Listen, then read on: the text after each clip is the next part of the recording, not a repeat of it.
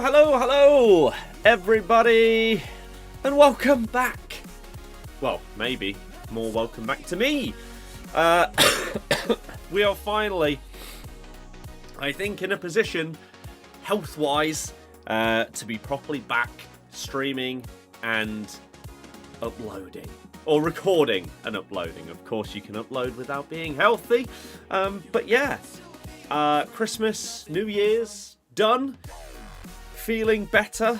Obviously not completely, fully, like 100%. However, I'm okay enough, I think, for us to try and kick things off today with Team of the Year voting. Seems very fitting that we can come back today for what is a big part of the FC and FIFA lifespan throughout a year, or the game cycle, I guess.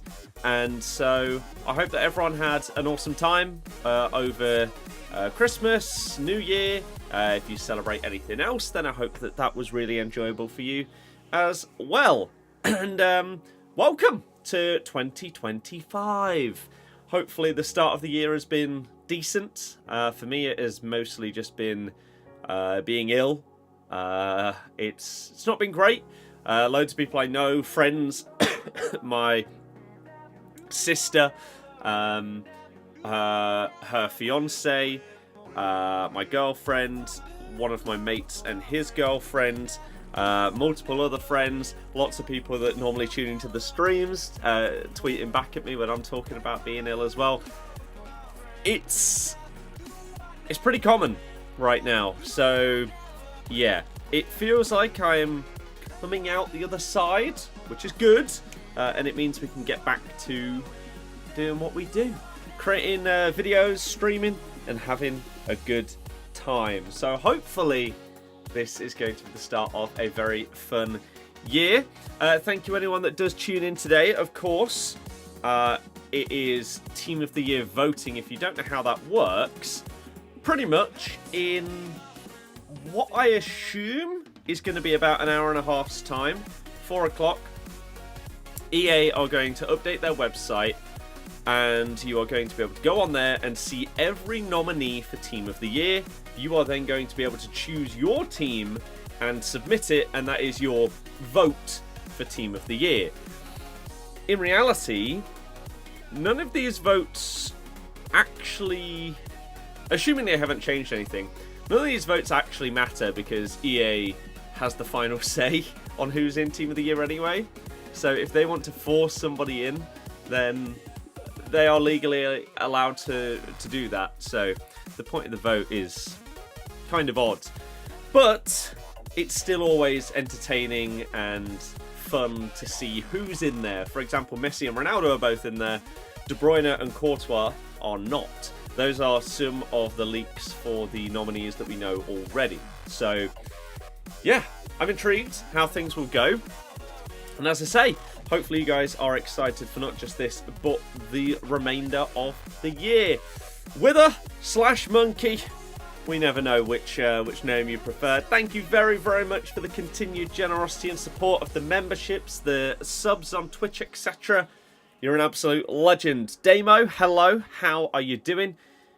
Welcome, welcome, welcome, everybody, to the stream. So, what has been going on since the last streams? I did a brief one on Christmas. I did a very brief one, was it New Year's Eve in the morning? I can't remember, just before I got ill. I think I did. So those are the only two that I've done in like the last couple of weeks, because obviously Christmas is very, very busy, and then being ill on the back of that means I've just not really been able to stream at all. So I'm looking forward to this one, and I've done some stuff off stream in terms of like evos and things like that, of course, for the account. So we'll start off by showing you those, and then as soon as Team of the Year voting goes live later, we will obviously get into that. Callum, thank you very, very much for the resub with Prime. I appreciate it. Thank you, thank you, thank you. Oops. I've also changed the setup a bit. So there's now new shelves above us. We're going to decide what's going to go in each place in order to add to the setup that we've already got. And also, as you can probably tell, we're stood up again. We're back to using the desk as like standing because I now have a triple monitor mount. So I can just look to the left to see the chat and Streamlabs and everything like that instead of having to lean down and look at that other monitor down there. So the setup is now a lot nicer for this kind of thing, and that is just quality of life, big changes and improvements, not just for streaming, but also if I want to edit whilst I'm on like the walking pad and stuff like that, it's so much better. So that's really cool, and I'm very much looking forward to see how it goes this year with this as an option now. Very welcome and hi, how are things? Good. Hello to everyone. As I say, how's your start to the year been? Let me know. Have you got up to anything of note yet? I know it's early days, but maybe you did something for New Year's. I don't know. But things are okay. I'm very much looking forward to this year. Could be a very big one.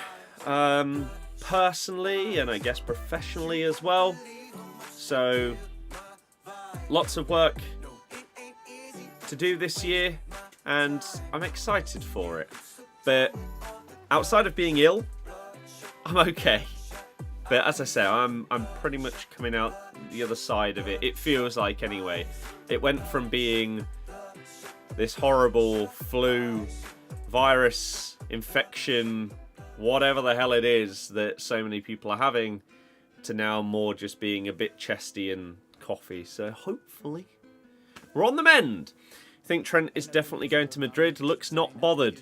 See, I think that's a bit mad that so many people are saying that, because he had a bad performance. I feel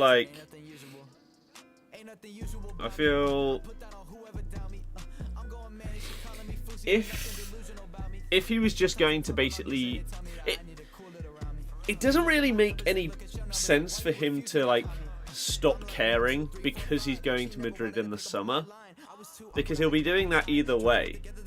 And if anything, he'd probably actually be hindering his signing on bonus by not playing as well. So it benefits him to be playing really well, because Madrid would be like, oh yeah, we'll pay you a little bit more up front, or maybe your wages will be a slightly bit higher because you're playing really well right now. So players can have bad games, and for him, I think it was just pretty bad timing for him to have a horrible game. A pretty bad one. By the way, is the mic sounding okay and everything like that? Because with the slight setup change, I've got the mic. Can you... Oh, you can't quite see it. If I zoom that out... Here? Oh, it's just off screen. It's here. There you go. See it at the bottom? I don't know. But hopefully it sounds okay in the position that it's currently in. And if not, please tell me. And I'll rejig things. But I think it should be okay, because I did a small test yesterday with having it down there and turned and then up here, and it sounded okay from my point of view. So if it does for you, that's good.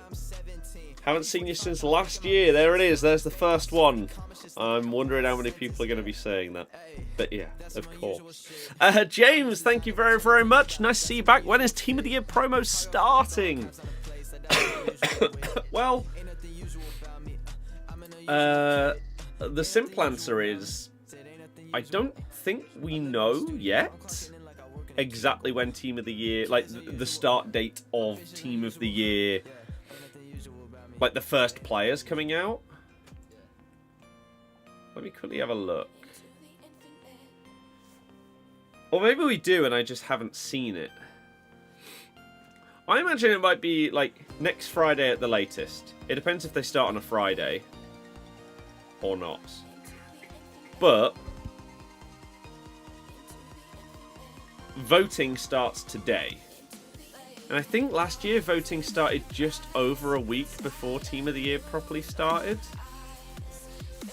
Although, did they have like a few days of like a Team of the Year warm-up? I really can't remember. Maybe someone does, and they can remind us, but I'm not 100% sure. Can Ipswich and Wolves stop getting points? I know. Especially Ipswich, for goodness me. Wouldn't mind if he was honest and said that he was going, but you don't understand logically why he's considering going. It's not like Gerrard where Liverpool was awful. I don't really understand how so many Liverpool fans don't understand why Trent would want to go to Real Madrid. Because there's two main things, right? One, he's already won everything with you. Right? If he hadn't won the Champions League or the Prem or something, then I think he'd be more inclined to stay until he did that and then go. But he's already done everything. And he may even win like a treble or something this season with how well it's going in the Champions League and the Prem. It's a genuine possibility that he could win everything again before he leaves. So that's not a question that needs to be asked. But then also, he's joining Real Madrid. It's arguably the biggest club in the world. I think the conversation would be very different if he was leaving to join like a PSG. But it's Real Madrid. So it doesn't even really matter what club you're leaving. If the destination is Real Madrid, it's justifiable. In like 99.9% of cases. I'm really surprised at how quickly a lot of Liverpool fans seem to be turning on him. After defending him for so many years when he's been slandered for his defending and things like that. It's mad to me, the switch up that we're seeing. Zeus, hello! Thank you very much for the 21 months as well. You're an absolute legend. They had Team of the Year warm-up, then Team of the Year, but you don't know for how long they had it. I think it was only a few days if they had it. You say 14th. Proper Team of the Year is 18th. The warm-up is on the 14th. A proper Team of the Year starts on the Saturday, not the Friday. That'd be odd. I'd be surprised at that. Team of the Year warm-up starting next Tuesday wouldn't shock me in the slightest. As I say, I've not been paying as much attention to everything. Because there's still loads of time. And I don't need to know that far in advance exactly what's going on. So I'll get properly caught up with stuff again very soon. Who do I think Leicester, should sign? And if you have no names, what positions do you think? Right back, more than anything. Right wing would be nice. But maybe that's where you use your loan. Because once Abdul's back, he'd be starting. Whereas once Ricky P's back, you can't fully guarantee. Like, he has a history with injuries. So it wouldn't be the end of the world to sign a right back. Whereas a right winger, again, maybe you send Edouard back and you get your other loan slot open. Or I think the rule is you can have 2 loans from the Prem and 4 in total. So we could potentially loan like a championship right winger or someone from La Liga, for example, and that'd be fine. I think that's how it works. So I think right back is the most important because that is our weakest position comfortably, basically every game. Right wing, if we're not going to start Buonanotte on the right, then we need something there. I don't think the centre-back situation is as bad as other people make it out. I just don't really understand why we're, like, adamant to not switch it up. Because we have 4, really, like, in the club, don't we? Not counting any youth players. And then striker, we keep getting linked and saying that we want another striker. But I don't know exactly what type of profile of striker we'd be going for, because if you want someone who's more like hold-up play, you could even play Ayew up front. You could potentially play Edouard instead of just not using him. Daka's similar to Jamie. You could bring Tom Cannon back. So, I don't know. Right back is the one, followed by right wing for me, I would say. He's won everything with us. Good luck to him if he goes. A logical fan! It's rare to see nowadays, especially in the social media space. So, yeah. Good. Looks like Deitch is getting sacked finally. I saw something about this yesterday, but I don't... Like, am I missing something? Why now? It's not as if you're in the bottom 3 and you drastically need an immediate change. So, what has spurred this on that wasn't necessary previously? Beza, hello, welcome! Anyone else that's tuning in on YouTube, hopefully you've had a good day. Say hello in the chat. We don't bite. Today is the Team of the Year voting day. We are expecting things to kick off in just over an hour's time. But with these kind of things, there isn't specific times. A lot of instances have shown that over the years. So it could be at 3. Which is why I thought I'd be live ahead of 3 just in case, but the expectation is 4 o'clock today. On one hand, you agree Trent leaving would be somewhat good because you can give Connor a fully deserved breakthrough. I think Slot would want a different right back. Fair enough. Just recall Tom Cannon. He has been good this season. Is 6 wins in Champs good? First time hitting it. It's fine. It's more than I've got in like the past month combined. Maybe I could just casually do some champs. Could do that. 8 wins in 48 wins in all of 2024. 15 goals scored this season. Has to go down attack. Obviously, the weekly glitch winter wildcard objective pack didn't get Haaland. Yeah, I didn't manage to do that. Got 9 wins the last week. Better this FIFA. Nice. Oh yeah, I actually did some squad battles for the first time in ages, because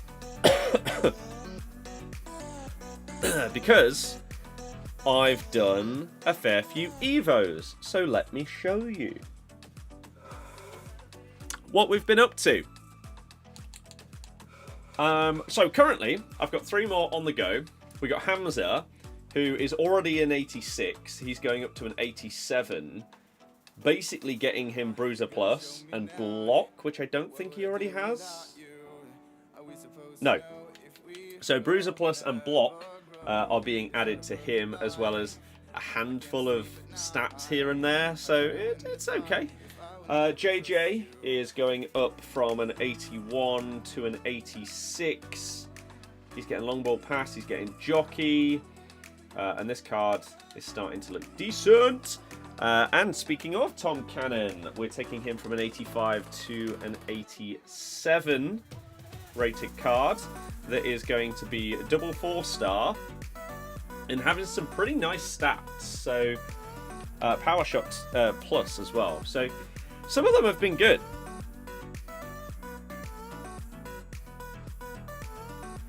And let me show you. Where is it? Here. So this is what we're currently looking like now. We have done some more, as I say. We've got Wilf up to an 81, Bruiser Plus. with some ridiculously good defensive and physical stats for that rating. Booba is up to an 87 as well, with again great defending and physical and decent stats elsewhere, some okay playstyles. Kramaric is an 87, who is basically a playmaking cam now, due to what we've got him, incisive pass plus and the stats and everything like that. We've taken Fatawu all the way up to an 87 double 4-star right now. Some pretty nice stats for him as well. 99 shot power, incisive pass plus. We've got finesse, power shot, technical, not bad. IU on the left is 80, double 4-star, can play on right, left, or up front. He's not great, okay? I'm going to have to get like Mavadini into an Evo or something like that at some point soon. Buonanotte is up to an 87. Double 4 on him, can play through the middle or on the right. So that's pretty nice.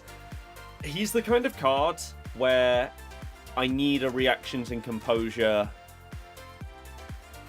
Evo. Simple as that. And that will elevate this card quite a lot. Cannon is currently in that other Evo.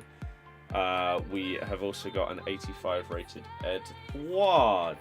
So I've done a fair few recently that are pretty nice. And I actually haven't looked at new ones that came. Like, I caught up with so many. There was one that I missed that would have been really, really nice, that was taking a bronze up to like an 84 or something. That would have been sick, but I ran out of time due to, again, busyness and illness combined. Just meant I did miss out on some stuff, which is why I haven't caught up with Winter Wildcards. Basically passed me by because of what's been going on the last couple of weeks, really. I've missed so much stuff to do with it, and it is what it is, really. So, what else am I missing here? Dino Magic 2. I don't like paid Evos.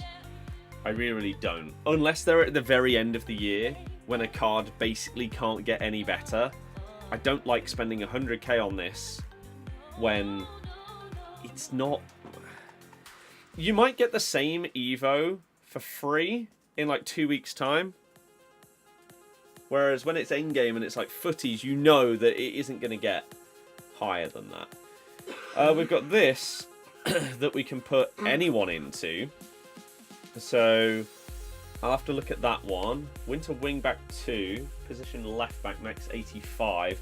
Don't really have anyone to put into this unless I start someone new, like a Christiansen. I could just get him started, maybe. And then Kleiber, max 86. Did I do the 250k Evo? As I just said, I don't like paid Evos. No. For exactly the reasons I just described. It just... No. They're not worth it. Definitely, if they're costing 250,000 coins, that is insane to pay. No, I don't think I would do any paid Evos until like June. Maybe, something like that. This Kleiber one, 86. I mean, so it turns him into a centre-back. I don't know if this really benefits me. Wait, so... Oh, so it's right back into centre-back. No. Wait, what? It's anyone into a centre-back. Interesting. Does Wolf fit into this?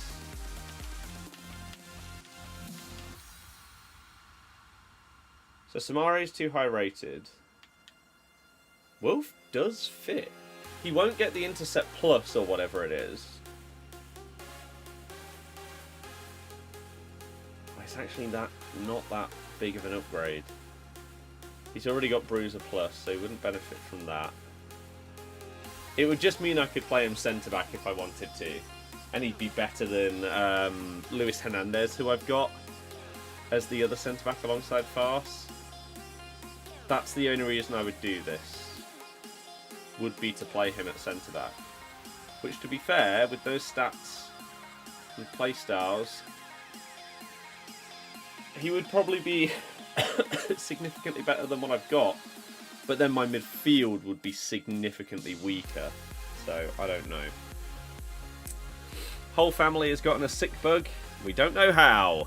Welcome to basically everybody in the UK right now that has got some form of illness. If you've not got it yet, you probably will do very soon, because no one seems to be avoiding it. Overall, what's your thought on the mode mastery swaps? You think even though you only achieved 12 tokens, you really do like the concept? I thought it was dead, and I really didn't care about it. I think I got... There was an 85 times 20 and an 85 times 30. I think the 20 needed 5 tokens, and I think the 30 needed 7. Therefore, I got 6. I think. Or maybe it was like 6 and 8. So I opened up an 85 times 20, and that was it. And I didn't get a single special card in it. I opened that like yesterday or the day before. Shocking. It just didn't interest me anywhere near as much as normal swaps because of the way that it worked. It didn't give me the interest because it was basically just playing the normal modes normally. Whereas previously for swaps, it was giving you something different to do. You'd go into friendlies and you'd have to use, I don't know, different nation players or different league players. And it would make you use new, interesting, different cards. Like, the amount of us that would have packed some random winter wildcard that we don't care about, we're not going to use because it's not very good. But if it had fit into one of those leagues or nations, suddenly it might emerge as a really nice card for that objective. But because it was basically just play champs, squad battles and rivals, meh. Wasn't a fan. Much prefer old system. We need a goalkeeper evo. I don't think they know how to do it, unfortunately. Back-to-back cheaters in champs. Why do you have crossplay turned on if you experience cheaters? Here's my question. Oh, here's the result of that pack. I think I got an 86 rated Inform and Bernardo Silva as the double walkout from the 85 times 20 from swaps.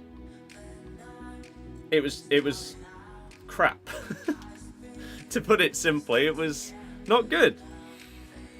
You got Bale to 4-star weak foot. Honestly, he's so good for you. That's pretty cool. You normally like swaps, but you disliked how sweaty mode mastery made most game modes. Yeah, I just...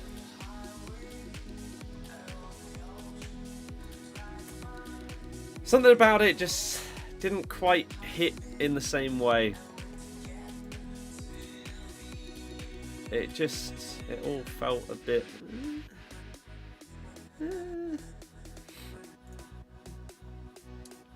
Thoughts on your RTG? Started on Christmas. Oh, that isn't working. Oh, because I changed my displays. Which one is which? Let's go with this one. There we go.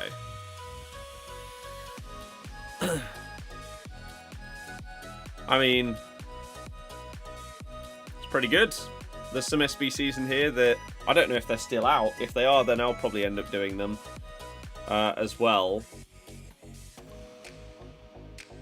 But starting it so late and already having that, it just sort of sums up how the game works nowadays. Like, in the past, if you started your account even later in the year and only played for like 2 weeks, there's no chance you'd be able to get anything close to that. Whereas nowadays, it's just standard. The hard part is going from a good team to elite.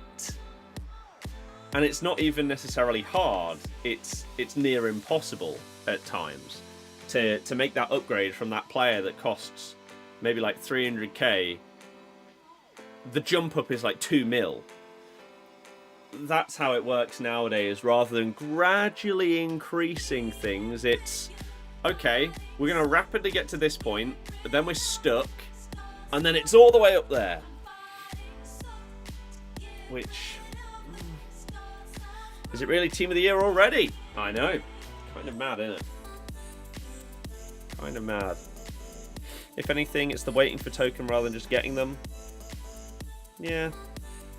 Charlton is unbelievable.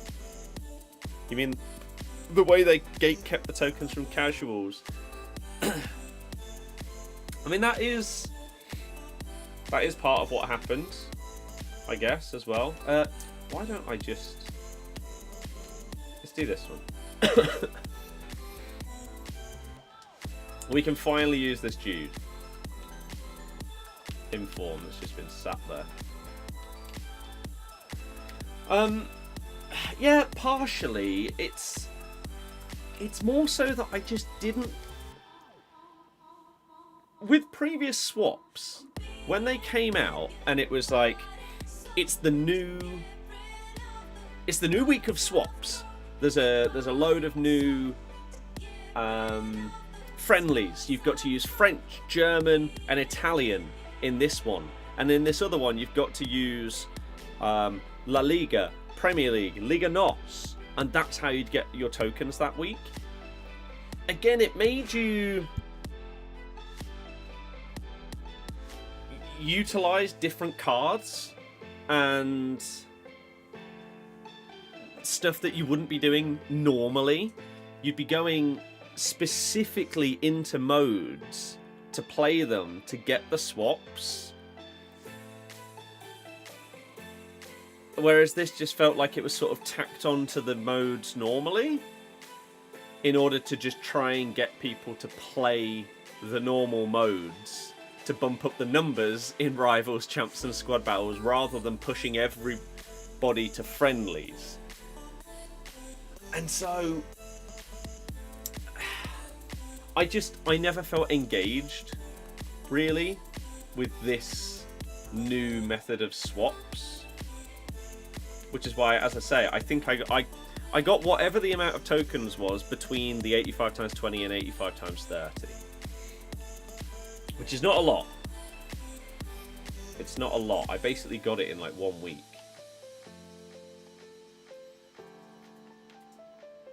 There we go. Relentless is useless in your opinion? I disagree for 2 reasons actually. One, if you're using them as a centre mid and box to box and they are bombing up and down, Relentless giving you back that stamina is really, really helpful. But also, if you do a lot of second man pressing, it helps with that. It makes it better.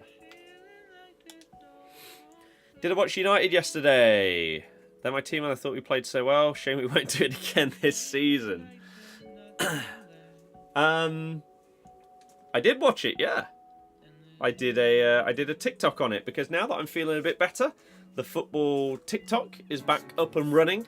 So post-match thoughts and opinions and discussions and stuff like that you're going to find on the football TikTok. And this year, it's had an okay start. We've already gained like 100 people on it because one video did quite well. The one talking about the Arsenal penalty. So I'm really hoping that this year I can push that to the levels that I think it could get to, along with the other football content. There's going to be a lot of pushing for football content this year, because I really, really think that it can do okay. No, we still have to. could do another squad of that.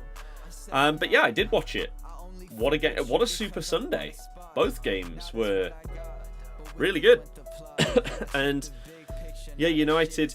Did we ever find out, by the way? Was Xerxes onside at the end?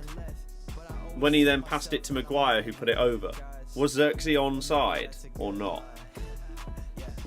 Did they show replays and stuff after the game to verify it? Because I haven't seen. Jack, hello, welcome! You're all for better players getting better rewards, but that one felt a bit harsh.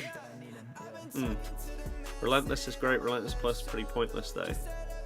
Again, I don't think so if you're using a lot of second man press with that player.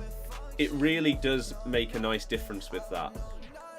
But if you don't use that, you wouldn't even know. But it is nice with that. It can be pretty helpful. I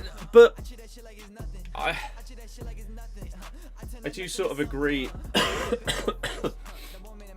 There's a few play styles where unless you are using a specific game mechanic, you can't get enough out of them. Oh, they still haven't fixed that bug.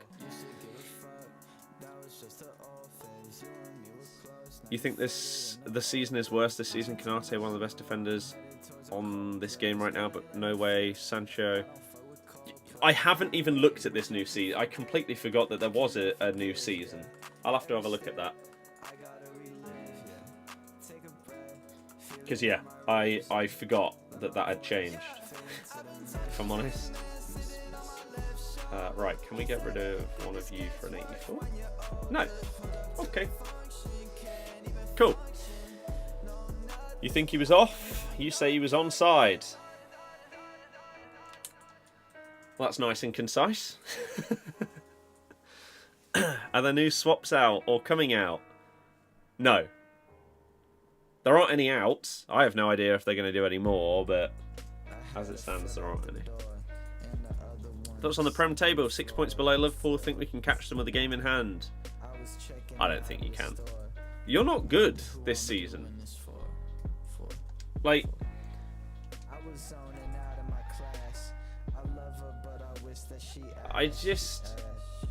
Arsenal are rarely impressive.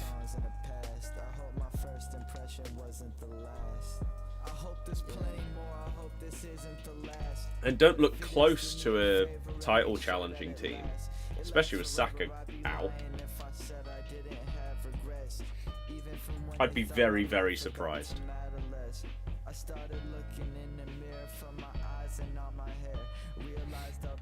that were to happen. Right, we had... Yeah, this, because I actually did a little bit of squad battles to get those Evos done. So we do have a winter wildcard pack. I'm not sure if I'm expecting anything other than, I don't know, like an 85 or something, but I guess we'll see. They're a solid unit, but they don't seem to score enough goals. Yeah, and they just don't seem that threatening when they attack. They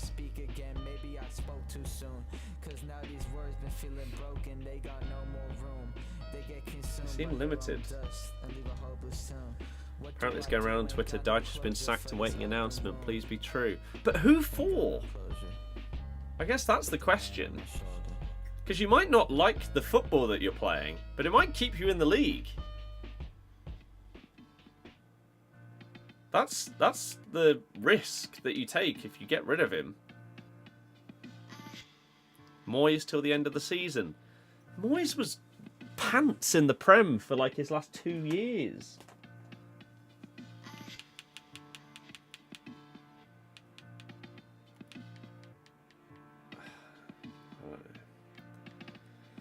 Arsenal will have to wait another 20 years before they win anything. I would be surprised if that's true. They might not win the Prem, but I think they'd win something. Smashed it in FPL this weekend. Raul and Haaland, braces, and Buemo. Yeah, that's huge. Fair play. Please let it be Russell Martin. Imagine. Right. 1 winter wildcard or winter wildcard hero. Player item. 85 rated is my assumption.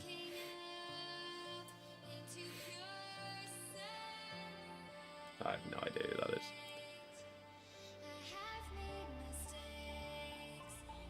Callum, of course. Vanden Boomen. Captain Dumbuemo. Wow. Fair enough. I don't have him. So it didn't go that well this week.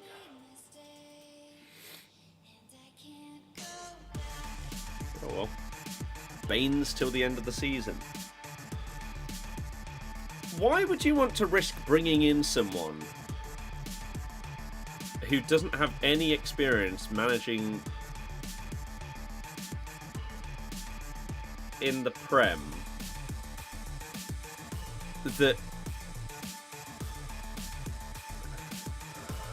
in order to sort of like save a season that doesn't need to be saved? I just don't understand the getting rid of him at this point. You seem like you'll be fine. Why risk that? If you do it in like a summer, sure.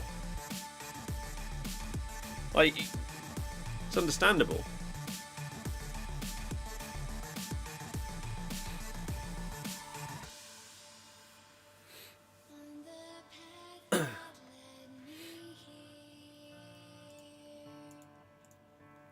But we can't score, we don't attack.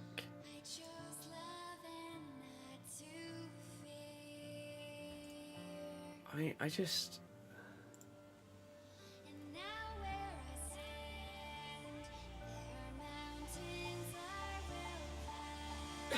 You also defend very well.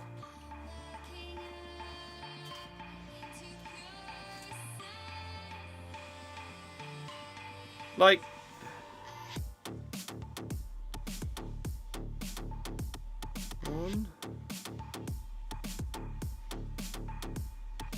There are 6 teams in the league that have conceded less than you.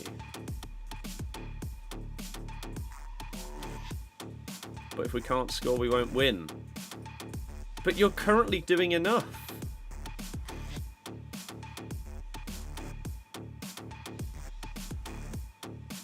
And also, it's partially because your players have been a bit disappointing with some of the chances that they've had. I mean, DCL is just...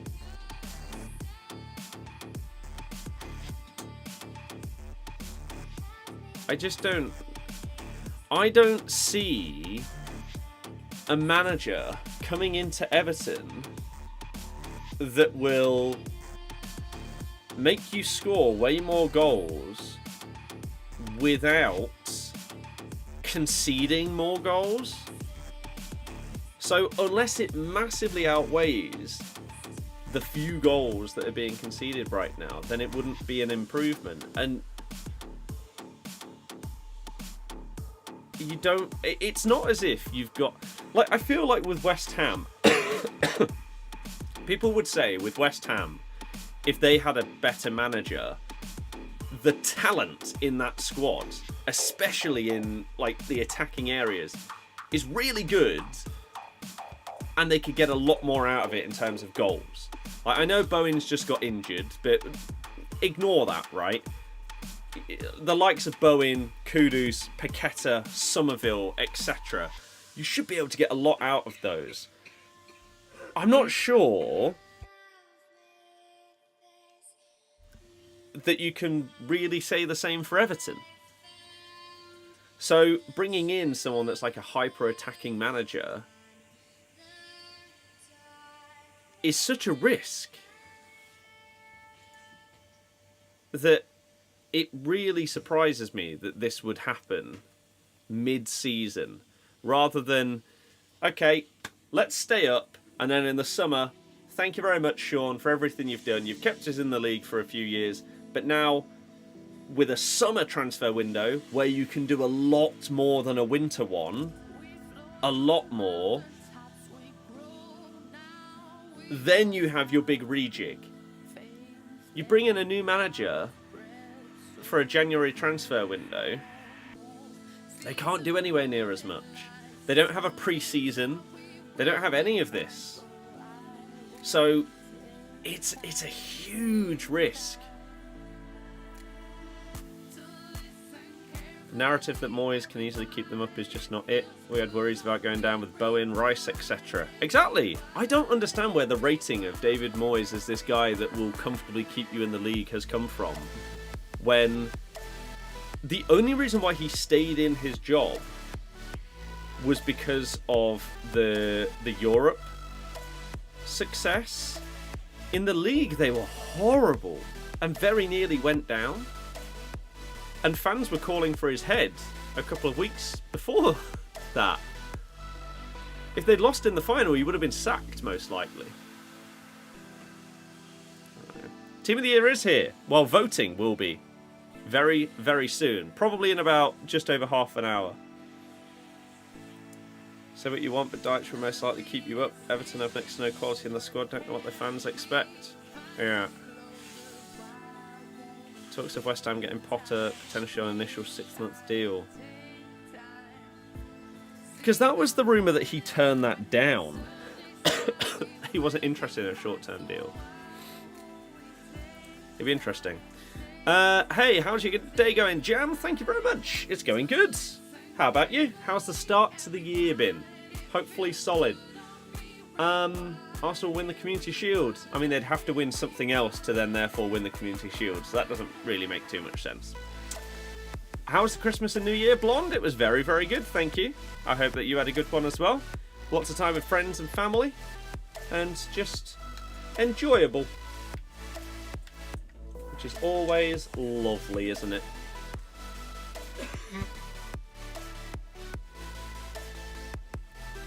Arsenal can't score open play goals. They're struggling lately. Young and Harrison on the wings aren't exactly going to get you in Europe. Contract is up at the end of the season. Who? Because we've talked about a few things. Is this Dyche?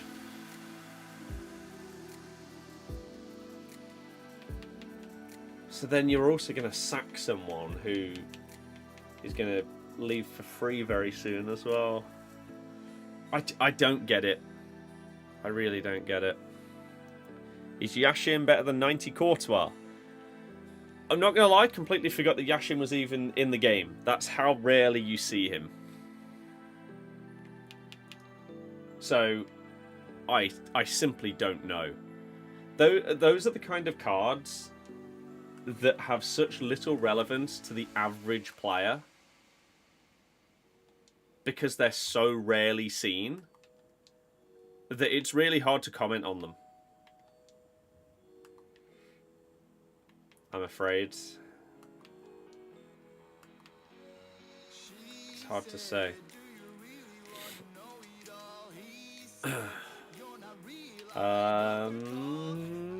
Bosh. Lovely. So, we have a new card on the RTG. Cold Palmer.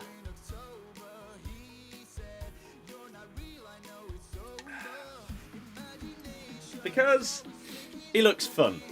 And I loved his card that I reviewed. That was Trailblazer? Can't remember. That card was amazing. 5-star, 4-star, Camel on the right hand side. He fits what I like. So that Shadow Striker plus was so good on him before. So there we go. Cold Palmer. Numero Pedro Neto, really good. I assume the vast majority of people have gone for the finesse one, which makes sense.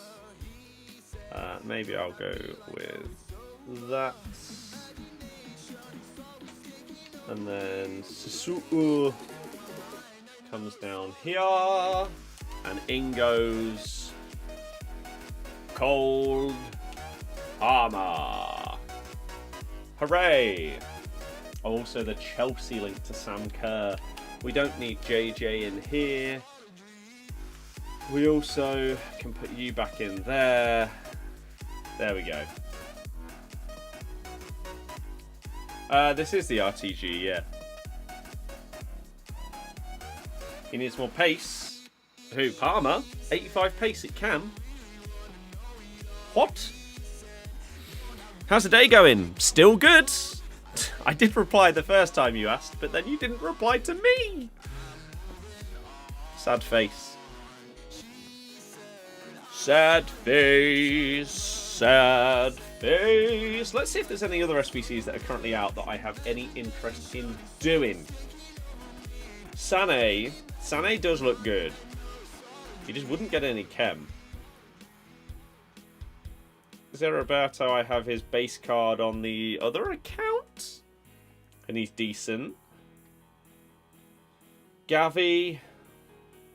Unless I was playing him at DM. Doesn't fit. Obviously I have no use for Jude. Nani would be a fun one. For like a super sub or something. Torgan Hazard. I should do this one. Just to get Hazard. Although, do I already have him on loan? I swear I have him on loan on one account. Is it this one?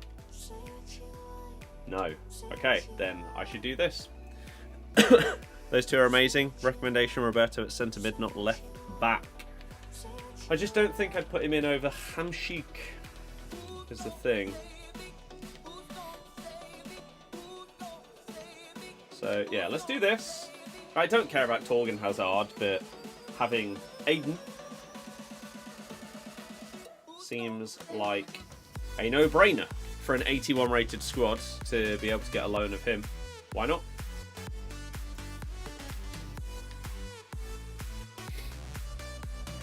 You'd be crazy not to.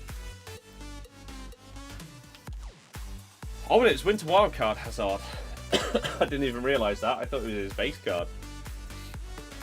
When you're getting a loan of a 1.5 million coin player, I'm really surprised he's not more than that. Interesting. Neto, if I wanted to, could do. Nunmensch. I haven't seen this Lukaku 4-5. It's just Lukaku, isn't it? Brute. Could actually be really good. Sadio Mane from his Southampton days. 5-star, 4-star. Nino can play centre-back. Yeah, I don't think he has the play styles and height for it, though. Callum, yes, of course. Did Roberto, he had a load of fodder. Yeah, I like his normal card, but I just don't know whether it'd be worth me doing this one. So 5-4 on Mane is nice. Cam on the right or striker. What is this for? The hat-trick, yeah.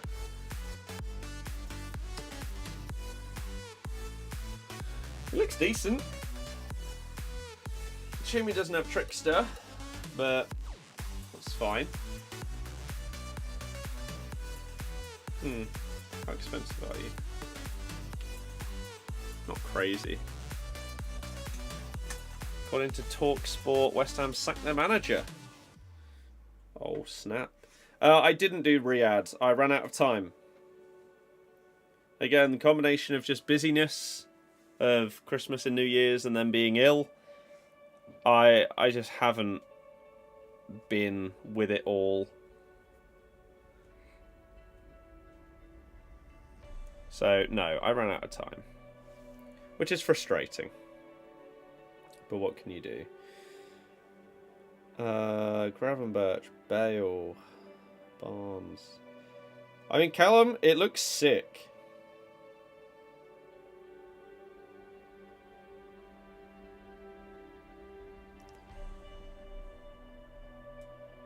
Even the bench, yeah. It looks very, very good. Do you play 4-4-2? And if so, how does it work for you?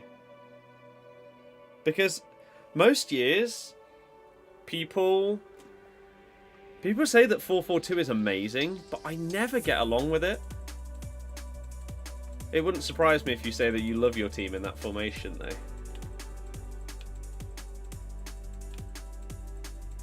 And also, what do you do next?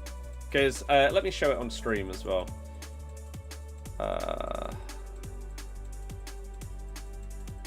Yeah, TalkSport reporting that Lopetegui sacked.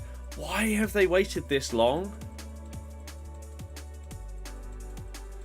Lopetegui set to be sacked by West Ham, with Graham Potter leading candidate to replace him. The question is whether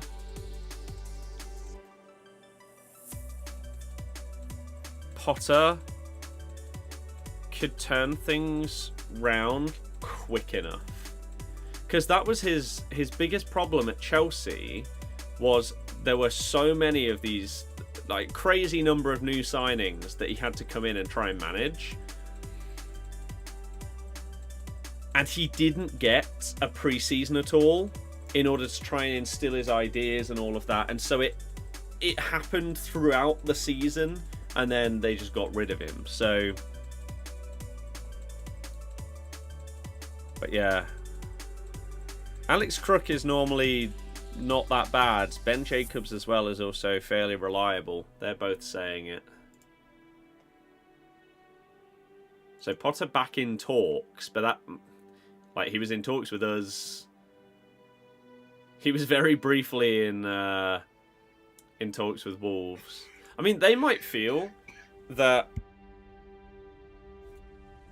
they're in a good enough position that even if it's a slow start, it might be okay. Here's that team, by the way. You normally play 4-3-3-4. New left wing for sure. Barnes only double 4-star.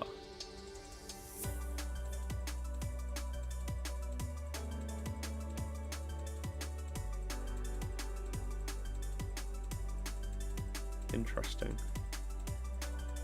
I mean, it looks monstrous. It really, really does look very good. Who else have we got? Jesus Navas, Lundberg. Gakpo is 3 squads. Not that expensive either. 4-5.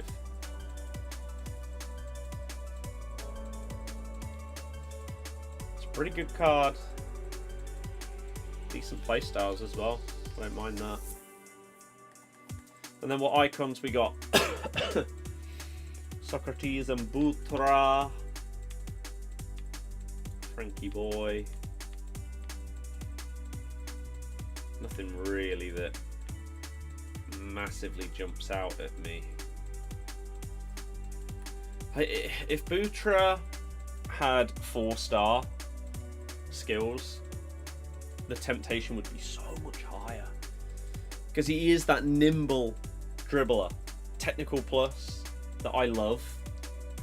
3-star skills. I mean, I could, but I'm not sure. As long as Potter can not have us in any danger, at least get us to around mid-table, at least he can hopefully do. Yeah. Maybe. Maybe. Look at this leak as well.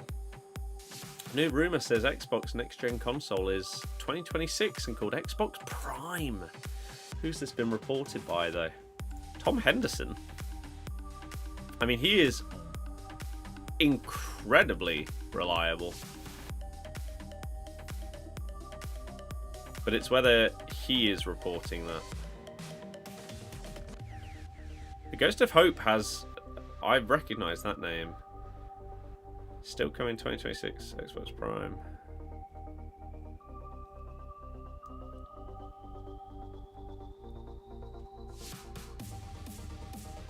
I mean, this lines up with what happened when all of the court documents came out before, that this is when their next console would happen.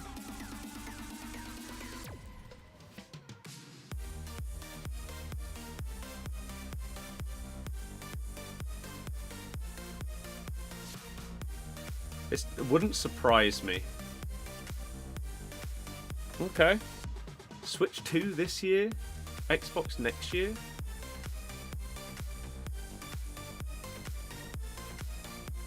Sounds good to me.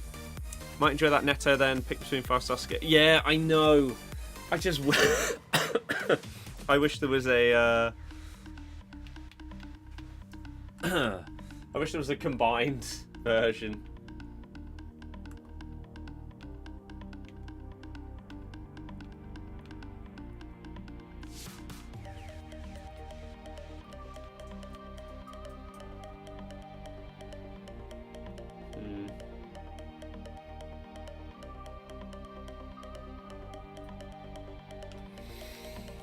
Because it's 4 squads, right?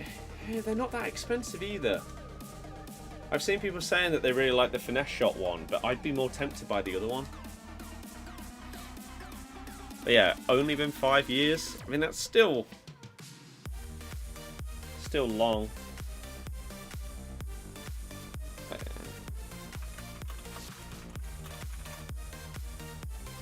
Yeah, 10th November 2020. So it'd be... I mean, it depends when it would be coming out next year. If it's like autumn next year, then 6-year life cycle. The average life cycle used to be 7 years, so 6 would be fine. I mean, I'd most likely be automatically getting it. Going back to the start of the game, there's a new Alex Scott card. Yeah, so I haven't seen really any winter wildcard stuff. I've not really paid much attention to be honest, because there was so much that it just got so overwhelming when I wasn't like properly on the game each day and paying attention to every little thing that was releasing. So I haven't properly seen a lot of these cards. To be honest with you.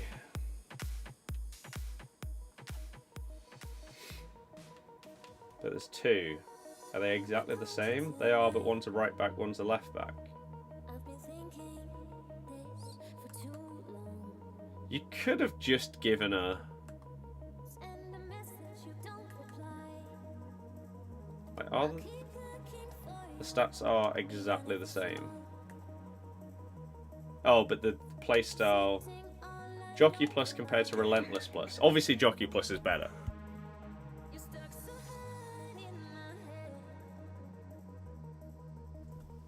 But I don't know why you had to make these separate cards.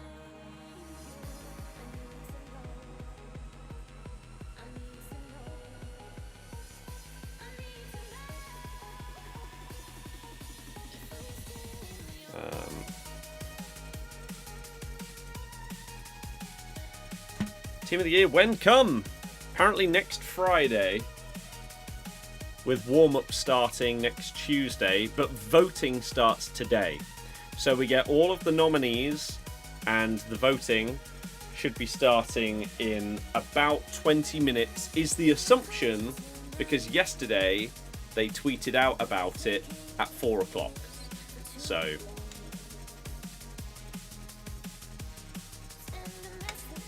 that's my guess. What's wild cards? So I saw the first few. I haven't seen all of these. Yeah.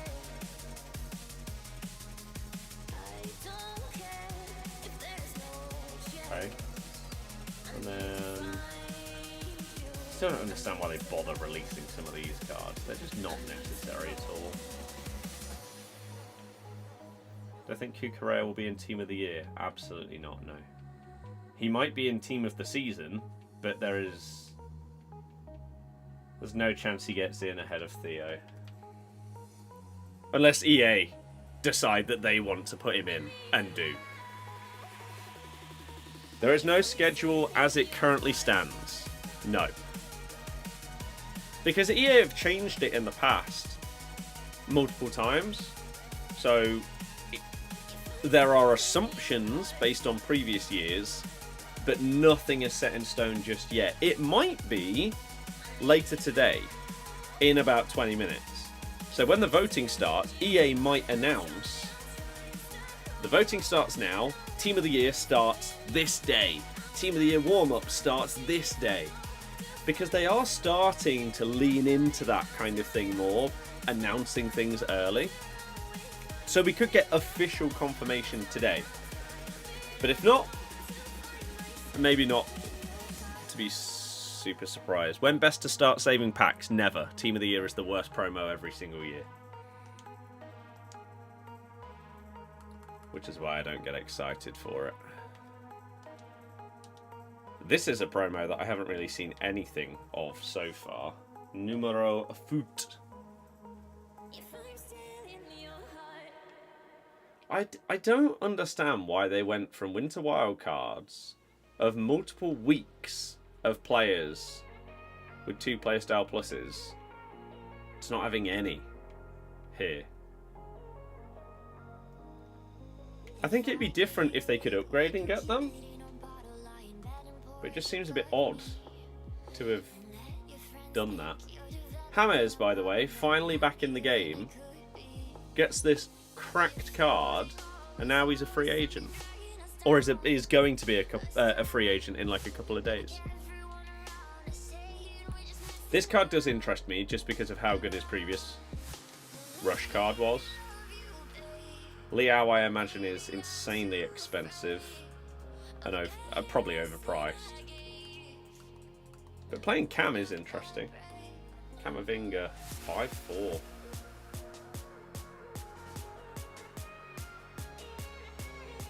It's a very good card.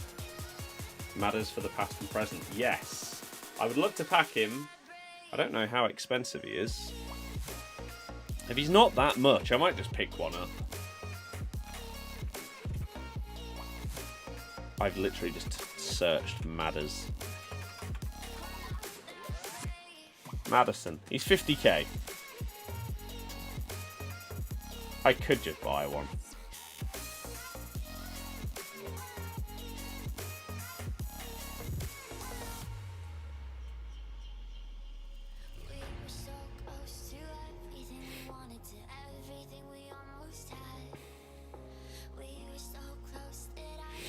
He does then fit into an Eva, apparently. Oh, the press proof and an intercept one. I see. You can put normal Matters into a couple of Evos, but it doesn't make his card as good as this one. And 50k. Only got pack save because you couldn't care less about any of these numero foot cards. After looking through them, I think that's perfectly understandable, to be honest. Into wildcard, future stars, for birthday, the only promos that excite you. Other than team of the season, etc. Yeah. I would agree. For the most part, each year, they're big hitters. Big hitters. Current COD rumours on the schedule are that 2025 will be another Treyarch game, which is a sequel to Black Ops 2. 26, Infinity Ward's new Modern Warfare, so that would be a launch title. That would be a day one Game Pass launch title, potentially, for the new console. For Xbox. Sledgehammer in 27. Okay. Well, we have 15 minutes. You've never packed a Team of the Year? That's because they're ridiculously hard to pack, which is the main reason why it's normally the worst promo of the year. It's a rich man's promo. Which actually was better for the rich people than it is nowadays. Because before playstyles and all of those things were in the game, a Team of the Year was the best card that a player would get all year. You'd get 99 rated Team of the Years. Nowadays, a player might get like a 95 as their Team of the Year with 2 playstyle pluses, when you know they're going to have a 96 and then a 97, then a 99 later in the year. They're not even as good as they used to be. Yet they're still so hard to get and so expensive. It just gets worse. It was never good. Ben, hello! I am feeling better. Not fully back, but significantly better than the New Year's Day or the day after. It was bad. But now, yeah. Much improved, thank you. I hope anyone else that has been ill over this festive period is feeling a bit better as well. Hopefully slowly but surely coming out the other side.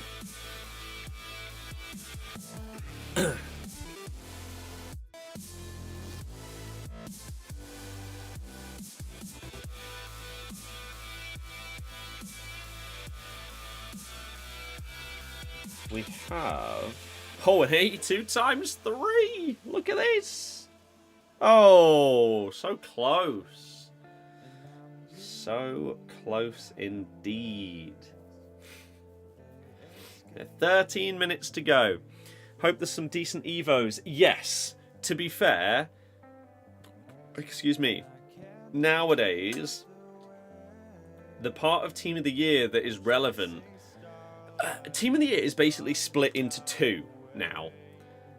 The side that is relevant for the rich people, and the side that's relevant for everybody else. So,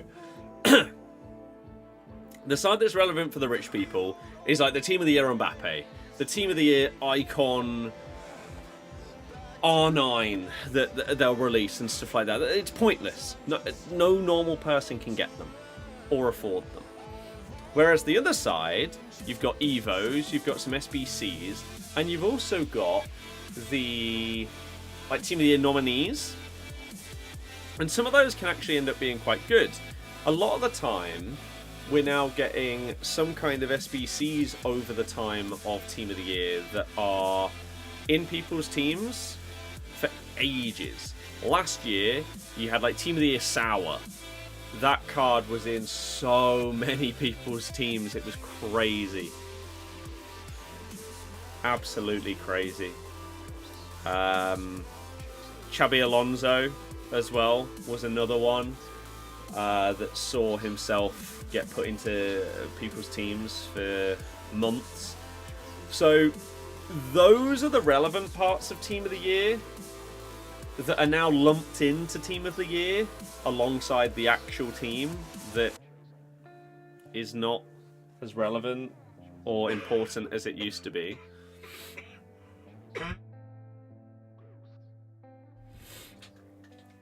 So we'll see. We'll see what we can get. I'm going to open one of these. George Best as well. Yes. Yeah. I forgot about that one. Right, did we get a monster loan? We've got 10 minutes to go until, in theory, Team of the Year voting gets underway. I will do a TikTok, the first one of the year, on my vote for Team of the Year. Of course, we always do that, and people go mental over who I've chosen to get in Team of the Year because I haven't chosen the Man United player and stuff like that. So I'm sure the comments on that one will be nice and civil, like always. 100%. Bum, bum, bum. So what we'll do is what we normally do, looking at the available votes and my choice for Team of the Year, and then what I think will be the Team of the Year. Unpopular opinion, the Icon SBCs have been awful compared to what we had last year. You're sure Zidane and Eusebio this time last year. That's a very Marmite opinion. The current TikTok generation of Ultimate Team players fully agree with you. and they're annoyed that we don't have any monster SBCs. Those of us that have been around for a lot longer are more so the opposite. Last year, the power curve was stupid. The fact that we had that Eusebio so early in the game and everybody ended up having him and you just came up against the same card in every single Champs game was dull. It was so boring. And it just ruined things because they went too high too early. This year they haven't done that with like monster icon SBCs. And for the reasons I just said, I don't mind that.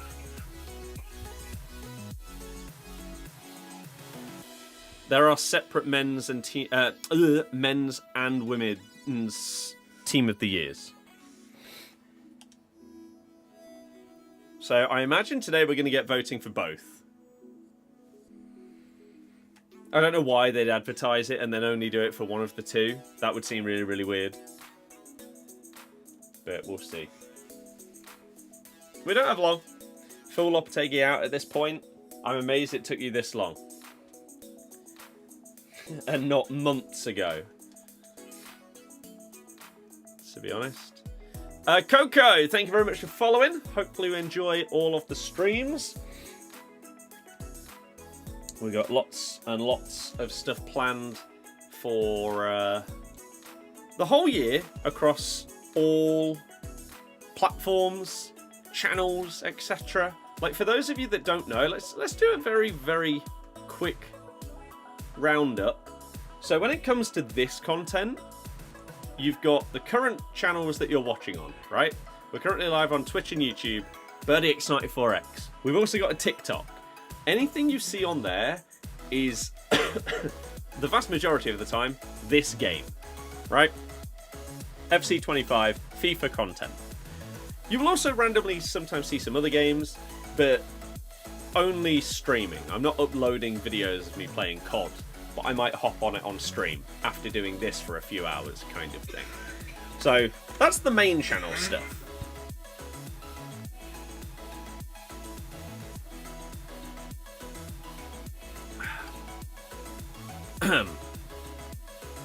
We then have the football channel, which is just Birdie Football, which is on YouTube and TikTok. On TikTok, it's birdie.94. And that is all football content, whether it is Leicester. I do a lot of vlogs of all of the games I go to. I vlog each one. And then we've got lots and lots of content ideas for that account this year that I slightly explored last year. But now, taking inspiration from channels that I enjoy watching, I want to create content that is similar to that, along with obviously mixing in my own things. So the football side of things, we've got that, and I really, really want to see how far I can take that with the combination of YouTube and TikTok. Like TikTok, I think it just hit over 4K people. The dream is to get it to 10K this year, get it monetized, and hopefully sooner rather than later. And the YouTube channel is monetized. And then I've also got a third channel, which is called DFF, Daily Football Fix, which is basically nothing to do with me. It is my voice, but the content, I'm irrelevant. It is basically football news. And over Christmas and New Year, I had to take a step away from that, again with the busyness and illnesses. But that is going to be starting again either tonight or tomorrow. And yeah, it's basically a roundup of everything that's happened in the day, football-wise. And I'm really hoping that that channel can get monetized as well over the next couple of months. That'd be pretty nice. So we've got a lot going on.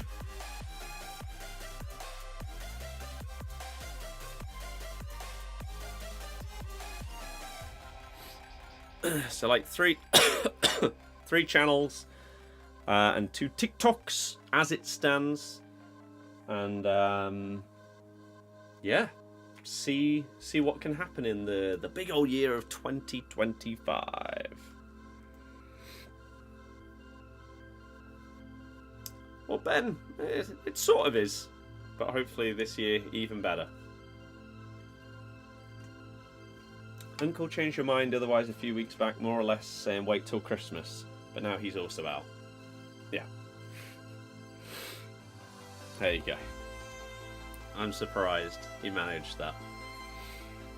Because he's just not good.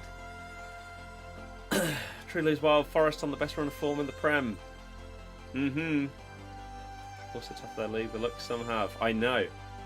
It's crazy. But the turnaround. Nuno. Fair play. Chris Wood. Fair play.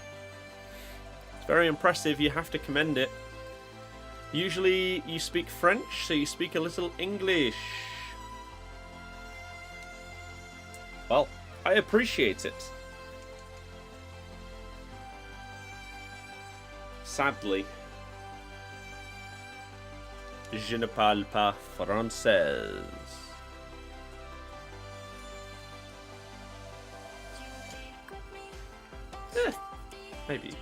Maybe a little bit, but not enough that I can have proper conversations. The very basics.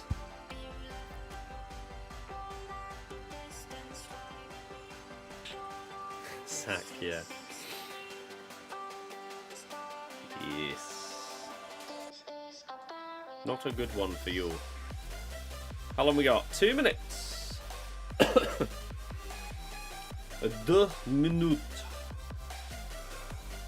Until, hopefully, the voting! Incredible scenes! And then, yeah, that'll be the thing that restarts the TikTok side of things for FC25 content. Cold Palmer. Oh, I'm full.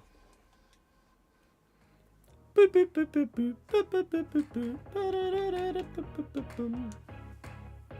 don't even know where most of these little tiny packs have come from.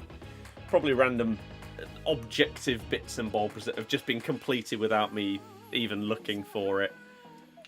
But now that, again, feeling better again, can try and get back into the swing of things with objectives and rewards and everything like that. Trying to not miss out on everything.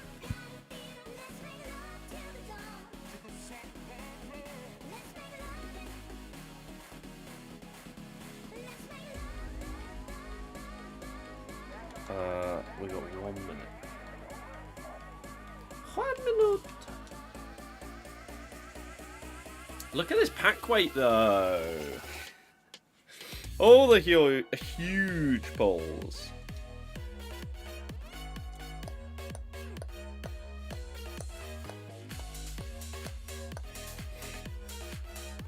Ugh. MLS. Was that Giroud? I didn't see that. Oh, Hugo. Oh, it is Giroud. Lol. So, in theory, in 15 seconds, we're going to have a tweet from EA with a link to the Team of the Year voting. That's what I'm expecting.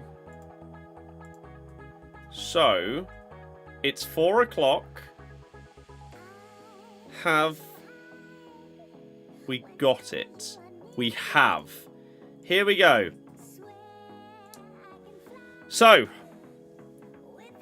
Team of the Year. Voting for men's and women's Team of the Year is here. So, just a quick FYI of how it works. Team of the Year is here. Join fans from all around the world's game in helping to choose the fans' teams. The 2 world-class squads from across men's and women's football, celebrating the stars of the last calendar year. Discover the top nominees, all competing for a spot in this year's 11. The final Team of the Year 11s will be announced shortly after the vote concludes, with Team of the Year player items released into the game to celebrate each player's status as a fan favourite. So, how long is the vote open for? Does it say?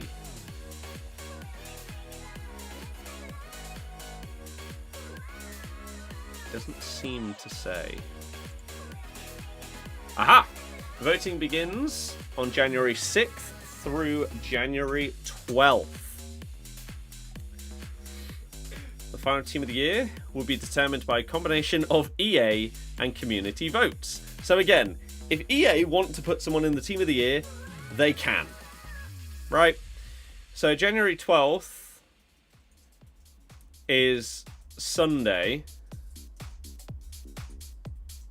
So people are saying team of the year warm-up will be Tuesday, and then team of the year itself will start like next Friday.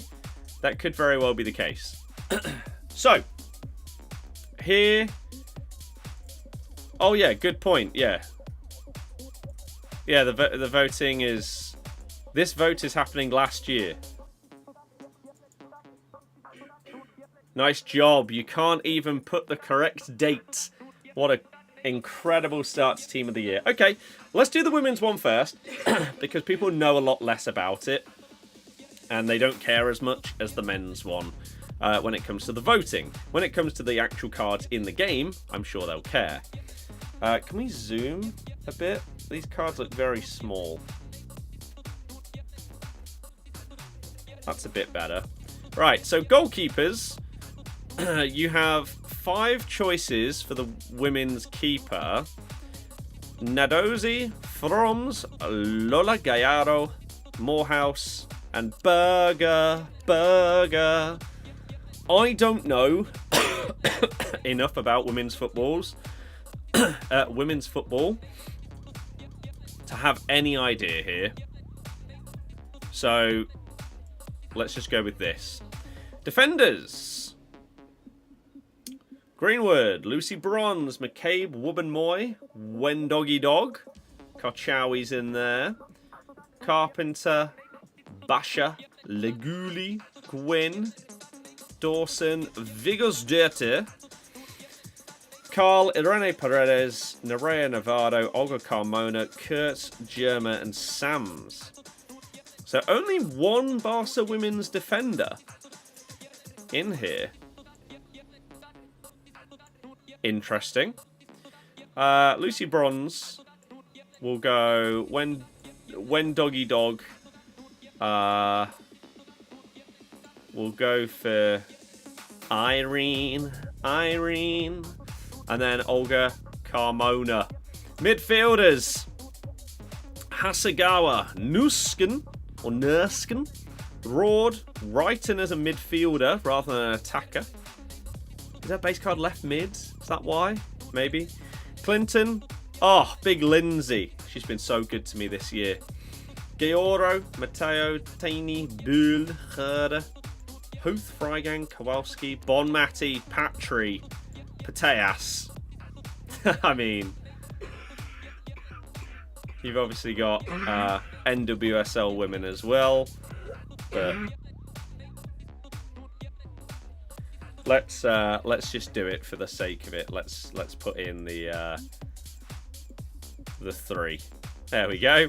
And then attackers: Bunny Shaw, Lauren Hemp, Lauren James, Mariana Cross, Ramirez, Chawinga, Diani, Katoto, Pop is in there again, Hansen, Pajor, Queen Salma, Parajuelo, Smith, Oshawola. Well, I mean, it has to be done, right? Parajuelo, Pajor, and Hansen. There we go. Incredible. So, I agree to the EA terms and conditions. Submit my vote. Next up, vote for the men's. Sure. Let's do this then. So here we go. This is the part where people get upset. So, first things first. Our options for goalkeeper: Emi Martinez, Donnarumma, Kerbal, Galachi, Manyan, Unai Simon, and Diogo Costa. This is mad. Where's Alisson, who is the best keeper in the world? At least with Courtois, he had like a long injury, right? I think. Was that 2024? Or was that part 2023? Because he came back for the end of the Champions League, but then didn't play in the Euros because the manager didn't like him and he doesn't like the manager. Okay. Not Emmy. The best keeper in this list is Manyan. I'm going with him. People will get so upset when they see the vote and see that it isn't Emi Martinez. Defenders. Okay, then. So, let's see. Miguel Gutierrez. I think he's potentially going Real Madrid. Rudiger. Carvajal has a good chance of being in here. Bastoni. Buongiorno. DiMarco has been very, very good for Inter. Bremer has been amazing for Juve. Unfortunately did his ACL, I think it was, so he's out for the rest of the season. Hernandez, Mittelstadt has been solid. Kimmich, Frimpong, Targ, Romaldo, Singo, Marquinhos, Ruben Diaz. Ruben Diaz is one of those players where it feels like he plays about 2 games a season, but yet he's always in these kind of things.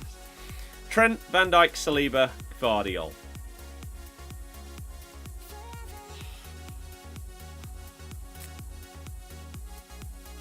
Saliba, Van Dijk,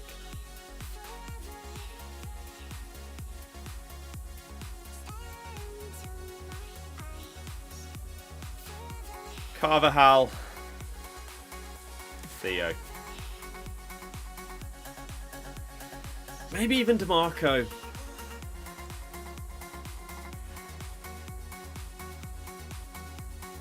Maybe even DiMarco.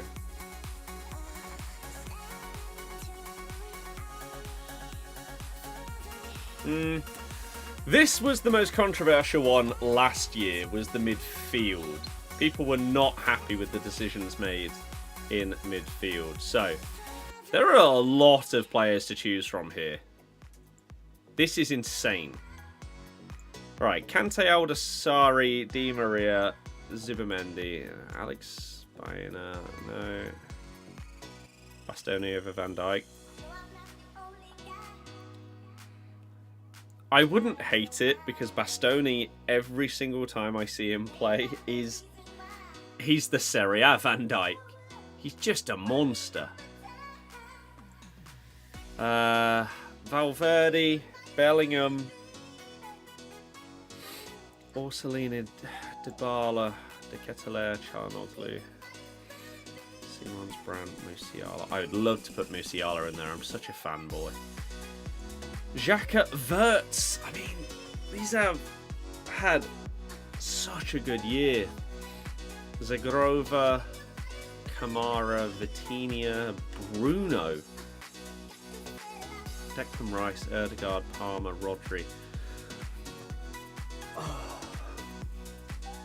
Can you put Rodri in the team of the year if he's missed a chunk of the year?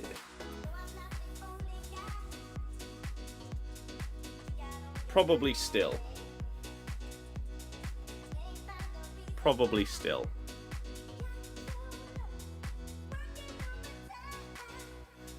He's not missed enough that you can discount everything else that he's done and how much of an impact he has on Man City. Obviously won the Euros with Spain as well, despite going off injured in the final. People use that as a point against him, which is kind of ridiculous. But so pivotal for Man City, and you're seeing this season, obviously it's not just a Rodri problem, but they're falling apart without him right now. Who else do I want to put in here? I really, really want to put Wirtz in. Because he's so good. I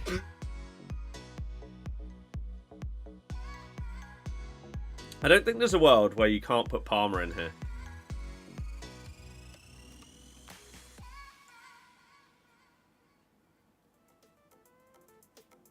But then, like, do I want to make this so it's like a defensive mid, an attacking mid, and then a more box-to-box? So therefore, Wirtz would sort of be ruled out of that, and maybe we'd go more as Xhaka or Valverde, Bellingham. Bellingham's stepped up as well. Again, this season, in recent weeks, he's actually in really good form after having a bit of a patch towards the end of last season where he sort of fell off a little bit. Had his huge moment in the Euros as well. Valverde, I think, is underrated by a lot of people that do not watch Real Madrid play. They don't know how good, but also versatile Valverde is.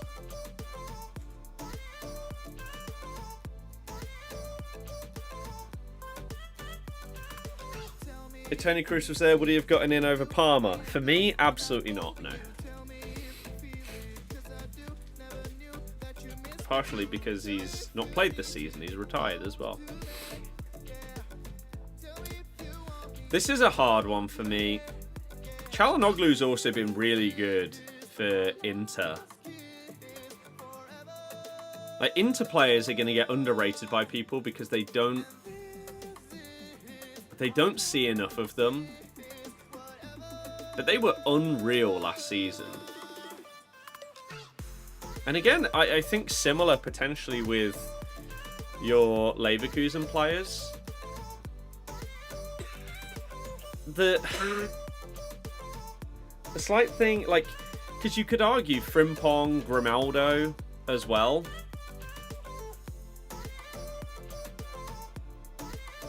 But they also, like, Frimpong is a right winger, pretty much. He's not a right back. Otherwise, maybe you could... Oh, this is really difficult. I'm going with Wirtz. He's so good. Right. Forwards. There are so many to choose from again, my God. They've put Messi and Ronaldo both in here, which I think is kind of mad. Gyökeres. No one scored more than him in 2024, right? Or it may have even been like goals and assists. No one got more than him. He had an unbelievable year. It is, of course, in the Liga NOS. So, does that discount him? He's also been really good for Sweden. He's smashing it. Him and Isak together are looking like a crazy partnership. So, he can't really be discounted immediately. Griezmann is, like, criminally underrated throughout his career. But I don't think Team of the Year worthy. Lewandowski has also been very, very good, of course. Mbappe. His start to Real Madrid life has not been incredible. It has to be said.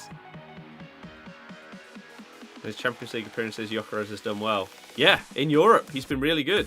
I'm very much looking at maybe putting him in here.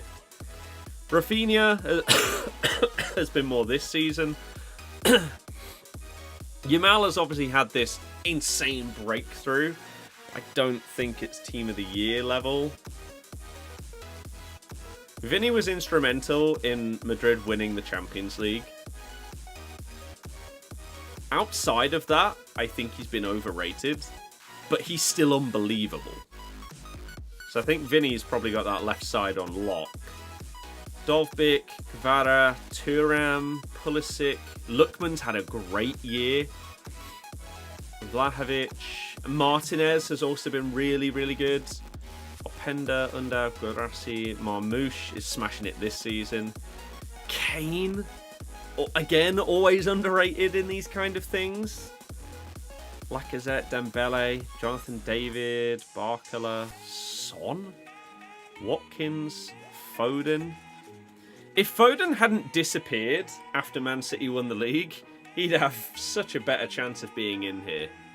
But this season he's been poor. In the Euros he didn't really do anything. Saka, Salah, Haaland. Right. Salah, get in this team.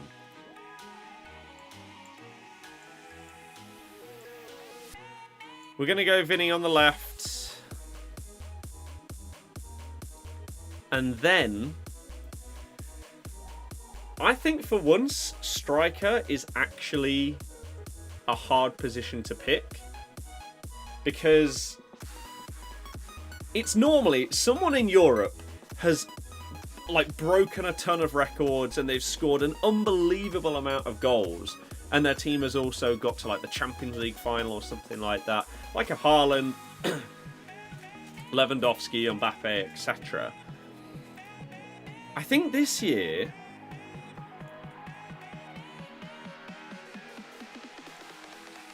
Gyökeres,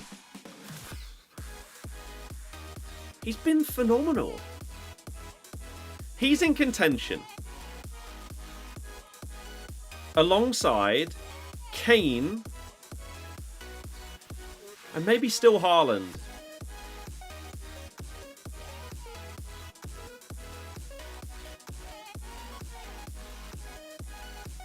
I think I might have to give the credit where the credit is due. And I can't believe that I might have to do it.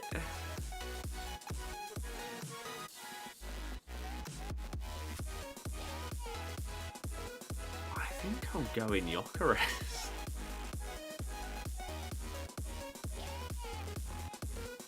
I think if it's not him, I go Kane. But I think that is my vote.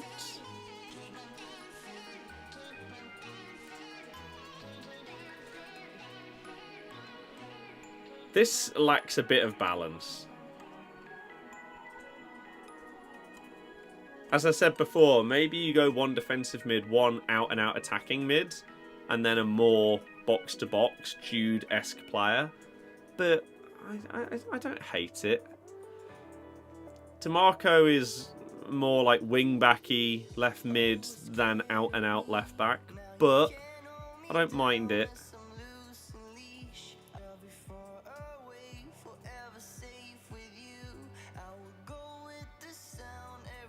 I think that's me. I think that's me. Vinny, Gyökeres, Salah. Vinny, Kane, Salah, Gyökeres.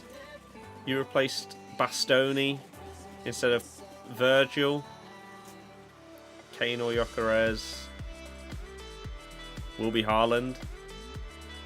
I fully assume it will be Haaland. Yes. But I don't want to go for him. Right, I think we're going to have to record a TikTok version of this. So we can put that out for everyone to cry about. Because they'll be like, how have you not picked Haaland? How have you not gone for X, Y, and Z? Because every single time there's like a Team of the Year vote or any of this nonsense, nobody agrees. So I don't know why people bother. Like, the whole point of those videos are, this is my vote. You have an equal vote. If you disagree, you can put your vote in, and it counts the same as mine. Mine isn't more important than yours. If you disagree with it, that's fine. It's football, it's opinions. Did I see the goal that Kane scored where he faked out the keeper with his first touch and headed past him? Not that I can recall. The most recent mental Kane goal that I can think of is the one where he basically recreated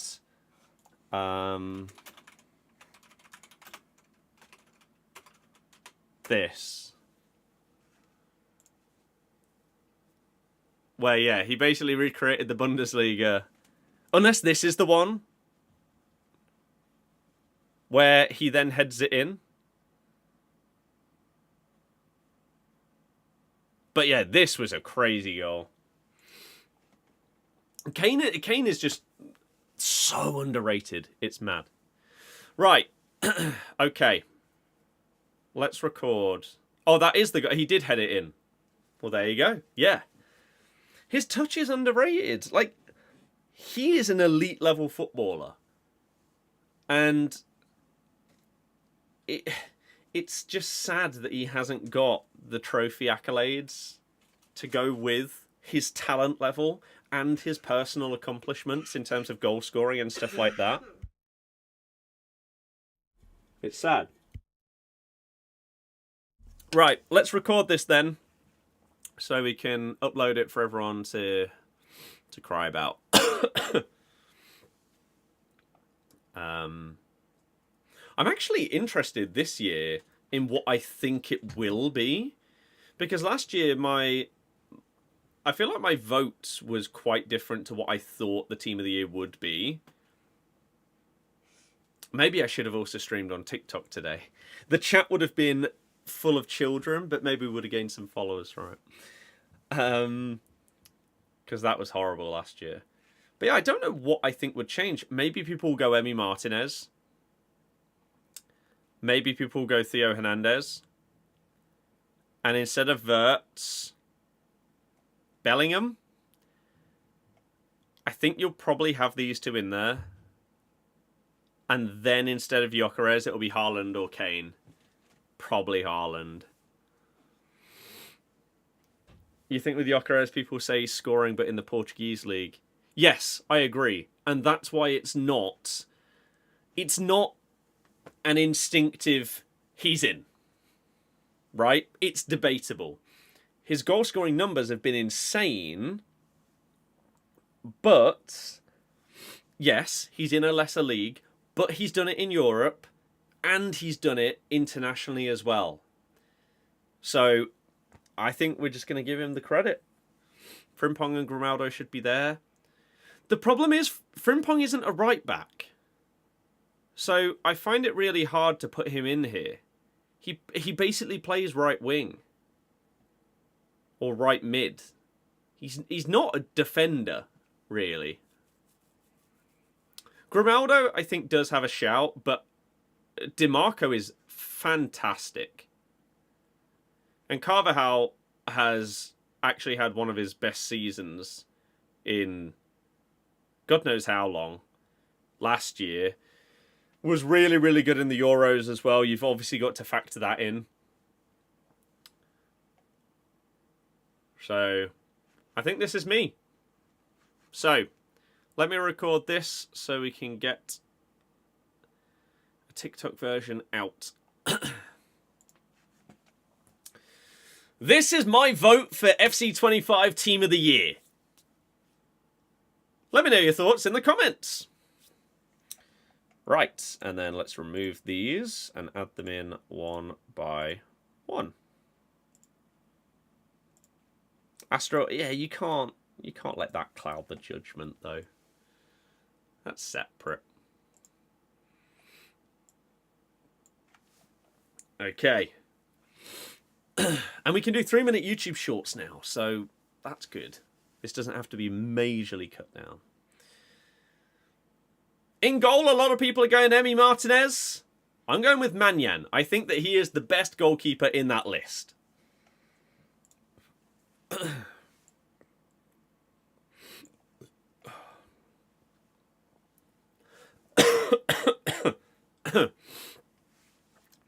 We move into the defence. We've got a flat back four.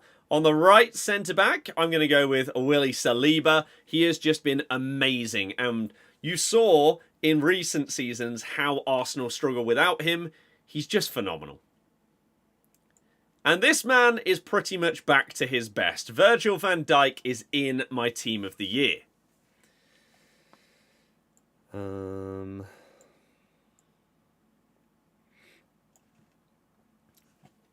At right back, I'm going to go with a man that has basically revitalised his career and shown that he is back to his best. Dani Carvajal, huge for them in the Champions League, huge for Spain in the Euros, had a really, really good year, and there aren't many outstanding candidates that have had a fantastic full calendar year. I think that's the important part. Some people will see, like, one player had a great end of last season, or a great start of this season, but it's got to be the whole year. So unless you were absolutely outstanding, for example, like Rodri, it's so hard to justify you getting your place. Here we go. And then at left back, probably the least popular choice out of all the players I'm going to put in here, I'm going to go with DiMarco. I've loved watching the Serie A over the last couple of seasons, and him and Inter have been fantastic. Lots of people are going to go with Theo Hernandez there, but DiMarco is mine. Ooh. Right, midfield. Into midfield we go, and we've got 3 choices here. My first one is going to be the rightful Ballon d'Or winner, Rodri. Instrumental in everything that Man City did in their previous season. Huge for Spain as well, winning the Euros with them. And you are seeing, without him, Man City crumbling. He needs to be in this team.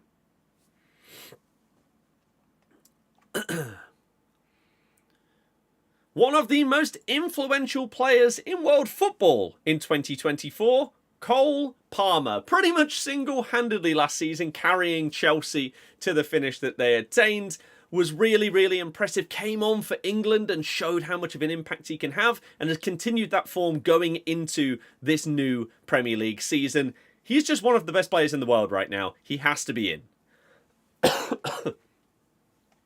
Right. And then the third midfield spot is a little trickier. If you're going for an out-and-out, like, one defensive, one attacking, and one box-to-box, maybe you go with a Valverde here, maybe you go with a Jude. But I'm going to go for a man that I think is going to be underrepresented by people doing these votes. Florian Wirtz. Unbelievable player.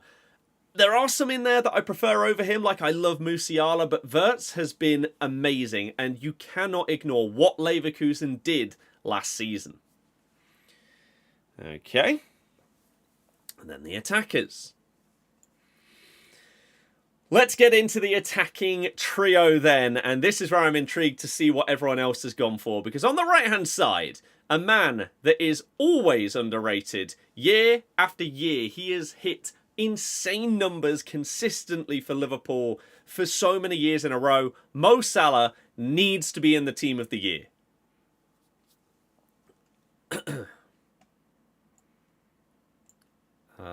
Where is he? Okay. On the left-hand side, I'm going to go with the man that lost the Ballon d'Or, but won the best in all of the other individual awards, Vinny Jr. He was instrumental in Real Madrid winning the Champions League. Obviously, a big difference maker in winning La Liga as well. Not as good for Brazil, but in terms of the left wings in the world right now, he is currently the best. He has to be in the team. And then is this it? Is this the big controversial one? Maybe. Although some of you guys in chat agreed as well that you would go with him. And then the final position, maybe the most controversial one. A lot of people are going to go with Haaland here, Mbappe. But for me, it's between two. The always underappreciated Harry Kane has been amazing. Absolutely amazing. Basically every year for the last decade. He is so good. But he's not my choice.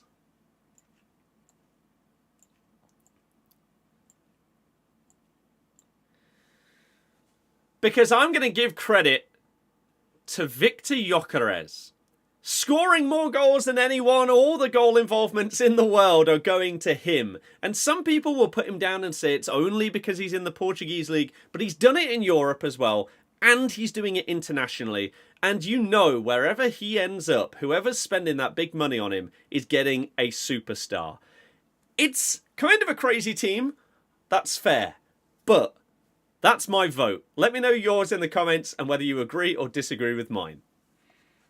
There we go. There we go. Now the question is whether I can get that under 3 minutes. Let me get the music back on. Because yeah, I remember doing this and Team of the Season voting with TikTok live. And my God, getting up to like 1,000 viewers. But it was basically just everybody arguing. And it was horrible. I'm not going to lie. TikTok streaming is nearly always the worst. Because it is just people crying all the time. I'm going to tweet this one out as well. TikTok Live is bleak at the best of times. It really is. So, let me download these images so that I can tweet it out.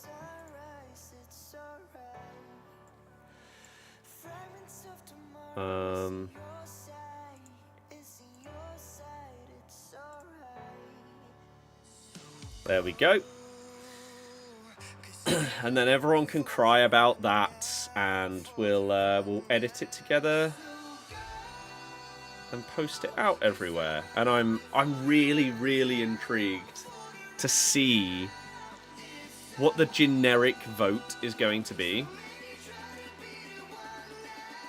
I think it will be what I said, of like Emmy in goal, Theo on the left, Bellingham instead of Wirtz, and then either Haaland or Kane up front instead of Gyökeres. Main reason you went him instead of Kane was from Kane playing for England being so underwhelming.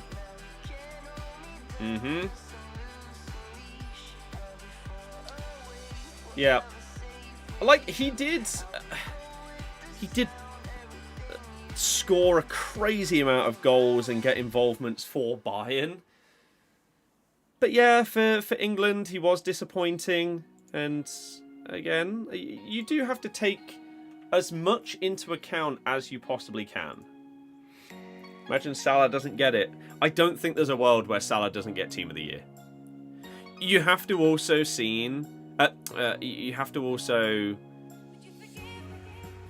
think how much recency bias there is.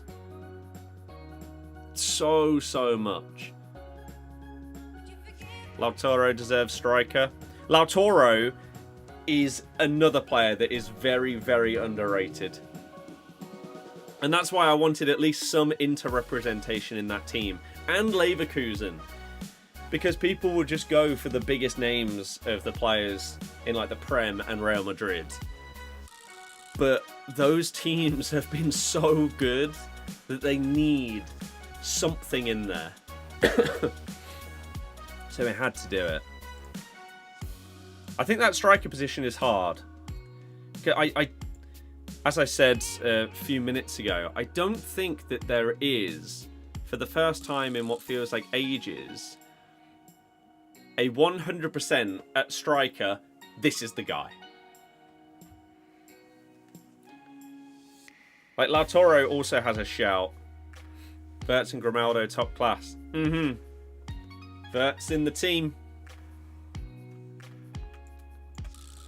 Right, let's get this edited then. Streamlabs to TikTok, menu camera crop. And then this gameplay. Maybe we could zoom in a bit more. Oh, we need to be able to fit the whole team on the screen though. That'll do. You have 8, 83 times 10, and the picks from the timeline say for Team of the Year. Not expecting an actual Team of the Year. Hope you might get honourable mention, or whatever they're called. Yeah. That could very easily happen. Right. Okay, so I'm going to quickly edit this, and then we'll put it out, and we can maybe play some games.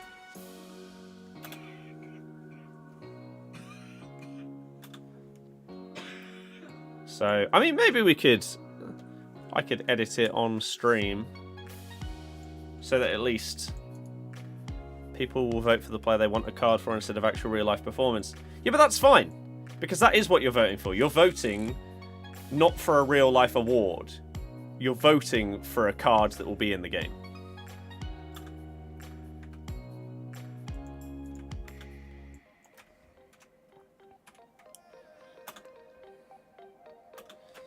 Okay. So we got rid of all of those.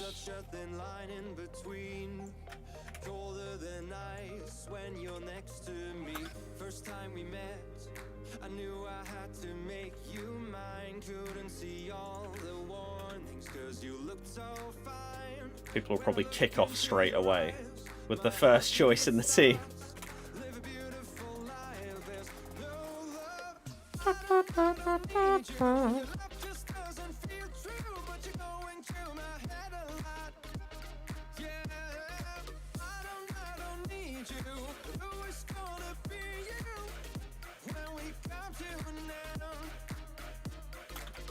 Okay. And then DVD. This needs to be less than 3 minutes though, so I might have to cut out some stuff.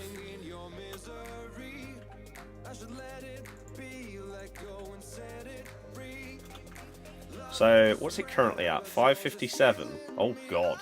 That's... We might have to cut out some of the waffle. We'll see.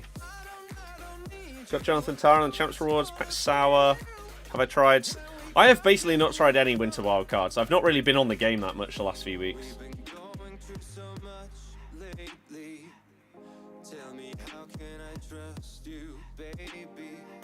So we could cut that there.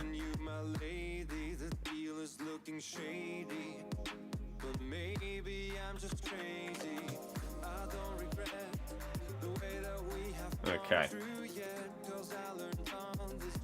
We'll cut that there. Oh, there's a... Okay, let's put this as potentially in there. And then when do I talk? So I talked to you guys a couple of times, so that's actually okay, because it means that some of it will be cut out. Like that's like 30 seconds cut.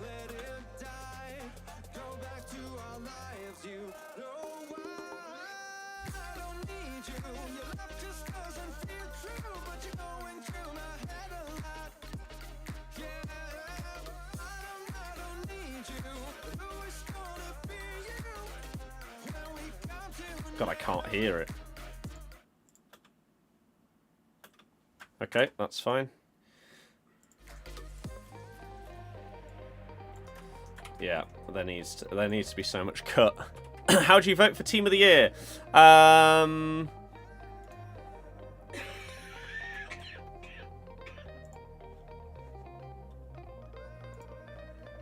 There you go. Links in the chat.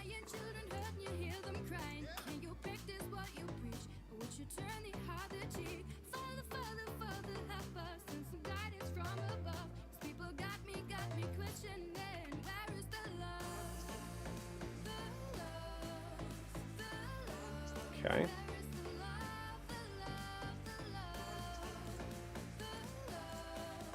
He does need to be in the team.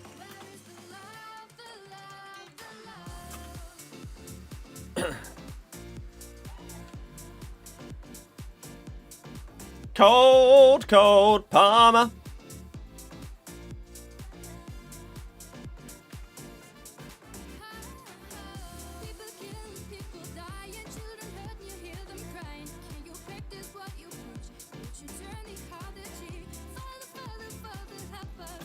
Okay, and then this one. We've cut it down to just over 5 minutes. We are going to have to get rid of some of this. It needs to be 3 minutes at the most.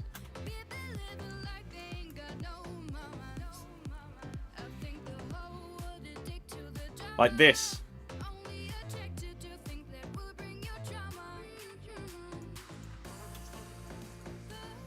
We can maybe cut that as well.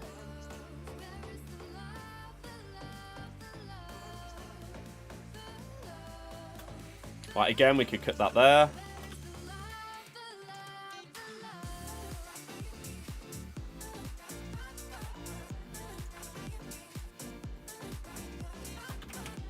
Right, we'll cut that. And we have potentially that to cut out to get it under 3. This is a nightmare. I didn't realise how much I yapped.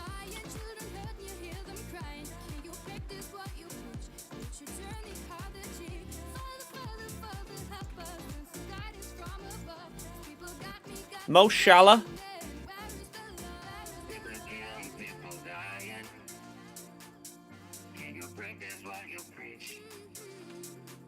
Okay. And then Gyökeres.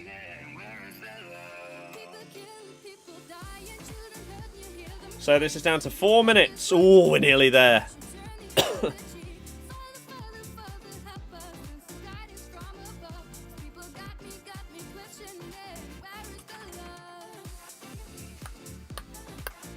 At least we can just chill and edit this together, and then we can play some games.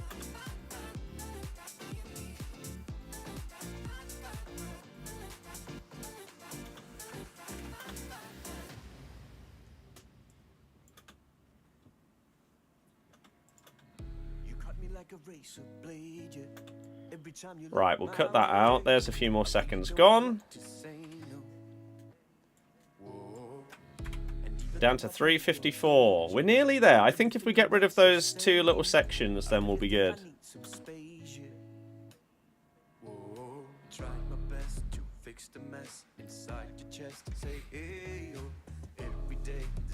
$3.46.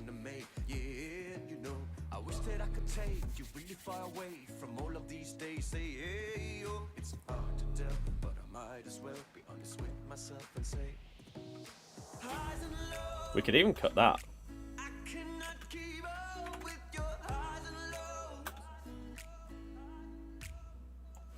We'll cut that. There's a few seconds gone.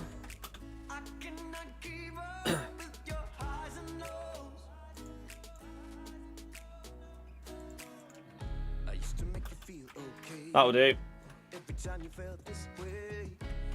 So, we're down to 3:33. Is this 30 seconds worth? No, not close. Just seeing the tweet, I had to jump in. Can't believe you've not chosen Emmy. World's #1 2 years running. Yeah, he shouldn't have been. I think he's the most overrated keeper in the world. That's why I'm not going with him. Right, we need to shave 17 seconds off of this to be able to fit it in. Yeah, he doesn't deserve to have won that award, IMO.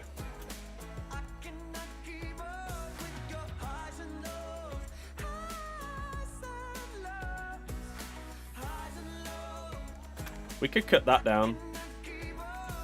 I don't know.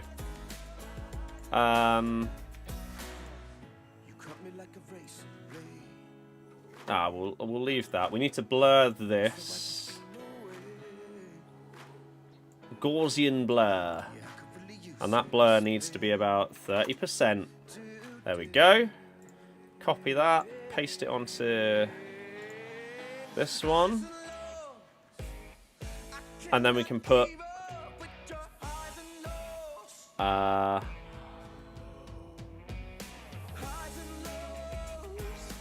let me know thoughts in the comments.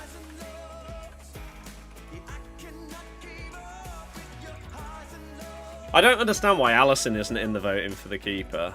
That's crazy to me. Absolutely crazy. Like, if you're not having Tebow in there, then You gotta have Alisson.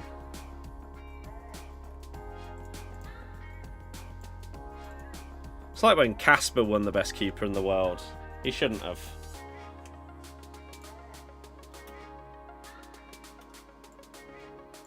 Right.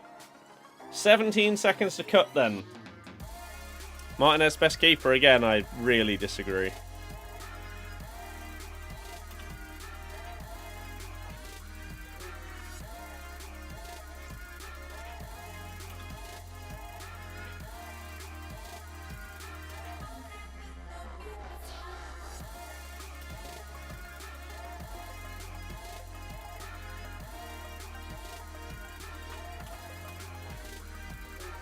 Right, there's another second cut out. We're getting there.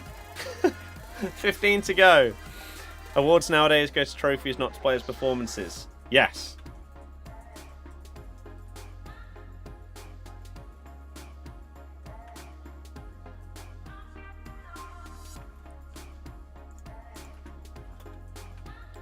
We'll cut out that Arsenal waffle. There's 5 more seconds gone.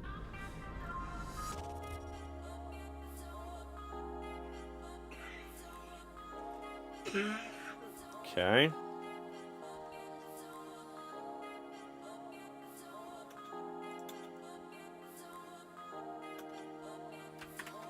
We can cut that.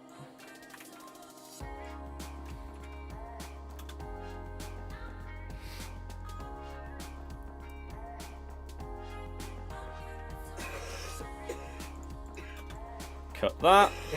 We've got 6 seconds to shave. You went for Rodri in it? Yeah, he has to be there.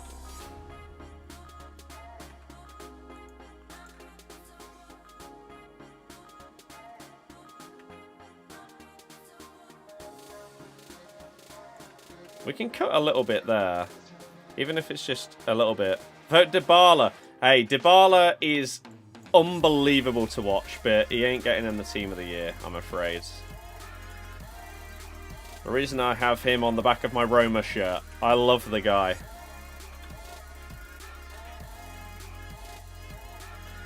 Saka, I don't think it's going to happen.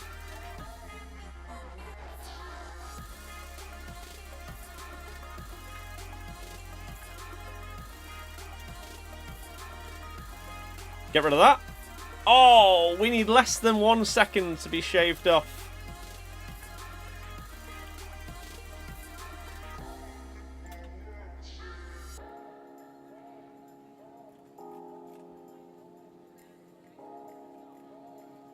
Maybe we can cut a little bit here. Maybe we could just cut that. And that'll be enough. That's below 3 minutes. That is enough to be in YouTube short range. There we go. Done. Right, let's edit this or render this out and then we can upload it everywhere. And maybe we can play a game or two. My team of the year votes. Used to love watching Alejandro Gomez for Atalanta.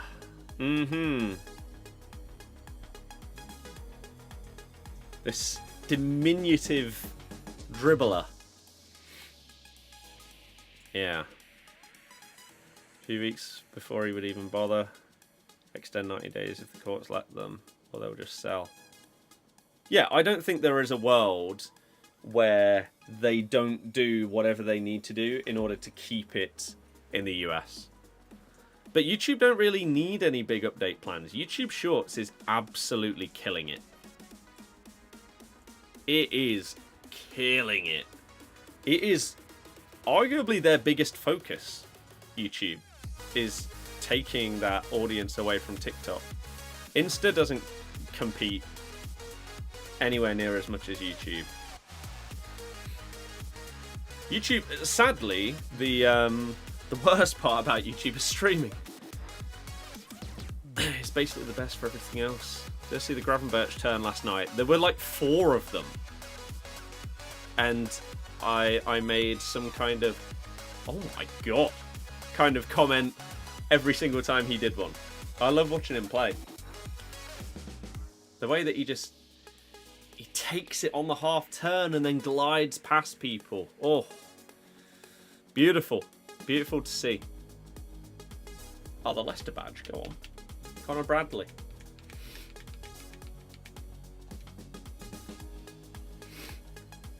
Next year going to be his year, you could say. It looks like, anyway. Jack. Right, what is this? Numero for 4 Flash Rush event. Play and complete objectives in Rush to earn pack rewards. I haven't played Rush in ages. Play 1 match. Win 2. Assist 3. Win 4 while using a player with minimum 80 defending. 50k rush points. Is it still as slow to earn rush points as it was? Or is it a bit better now? Right, let me quickly check the audio is good on this.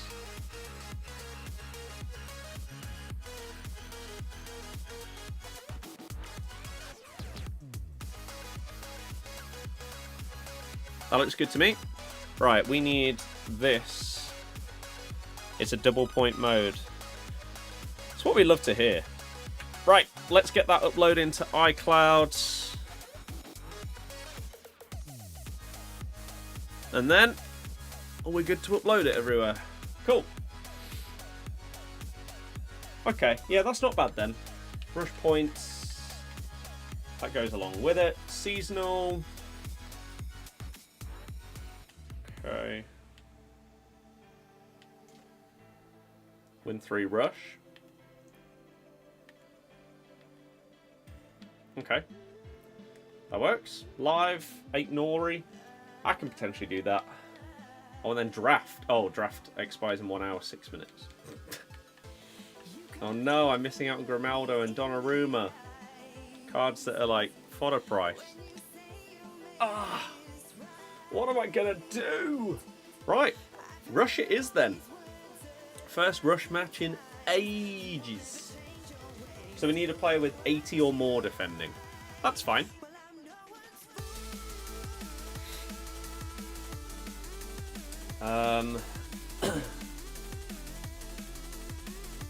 Position CDM will get us double points. Okay. Limelu. Alright, I should probably actually... Do I have Italian? Let's have a look.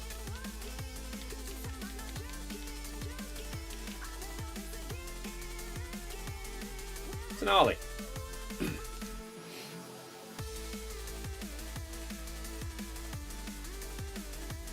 So if Game Master would like to choose a DM as well, that'd be nice.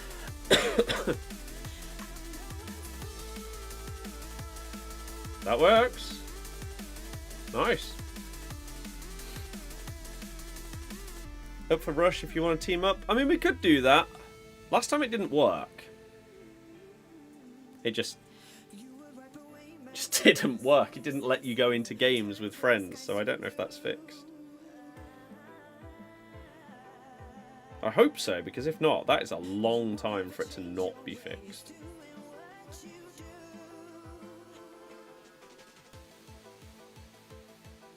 Okay. Here we go then. Let's do it. The return of Rush. Right, has that been uploaded? It has, so I need to get that on me phone and uploaded everywhere. Oh, that's poor, isn't it? So let's download this file. Oh, I've red timed it.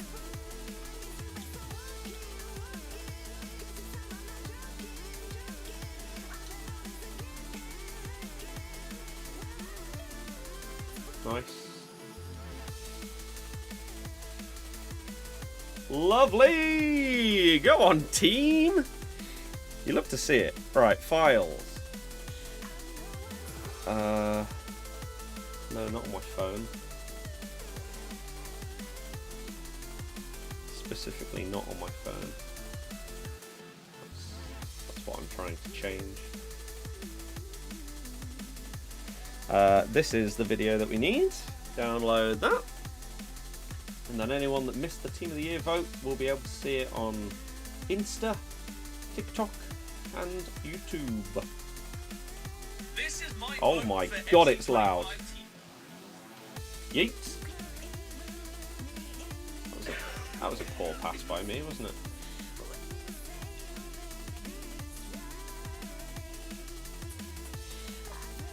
How are you not passing that there? God, I forgot how frustrating this can be. People's terrible decision making on this game mode.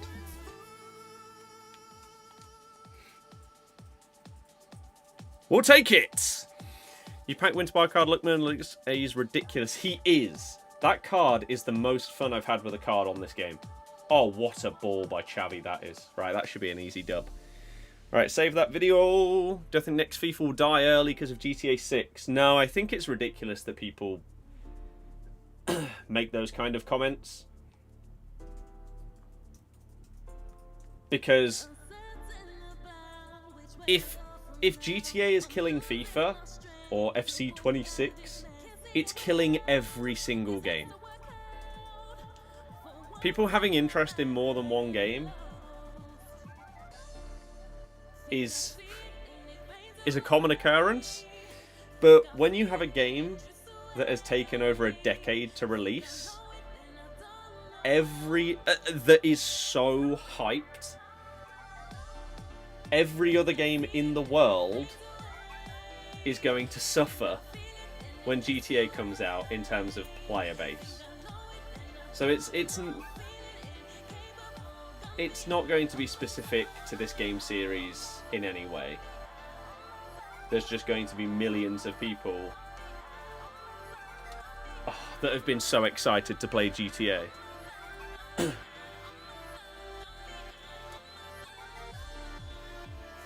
What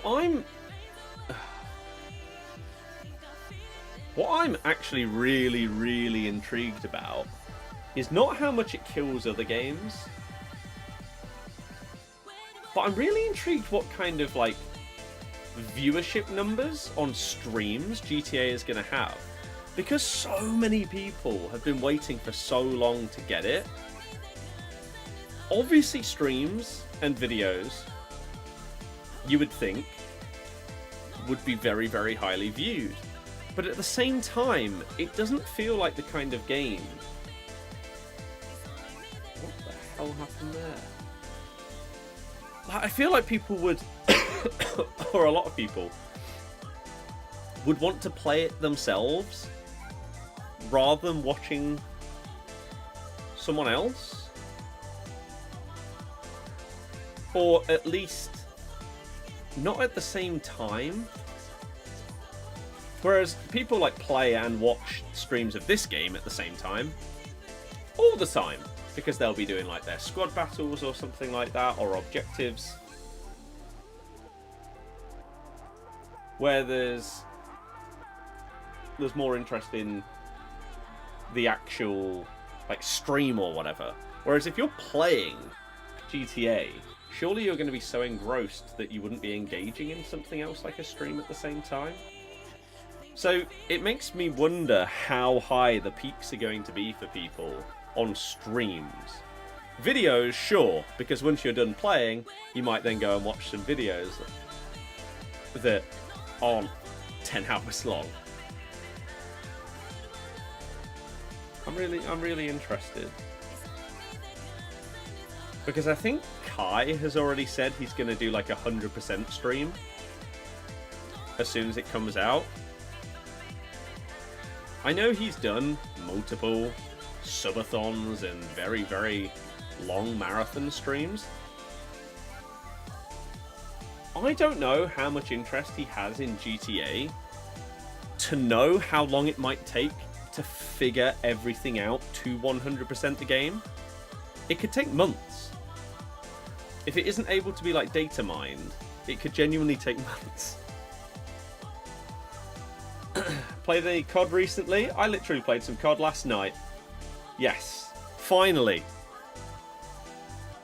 It has been a while since I've really played anything properly because of just the busyness of everything. Oh.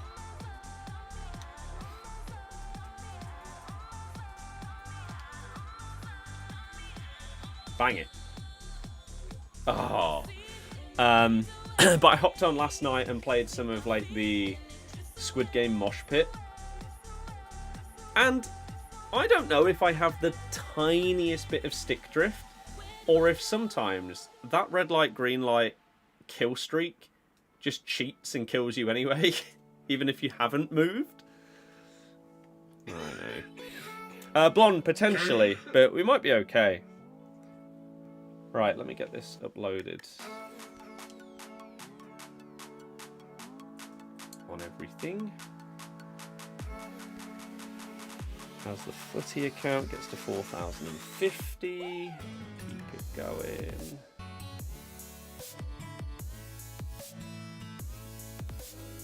But I'm intrigued for GTA. I'm nowhere near as hyped as the average person because I got very bored of GTA 5.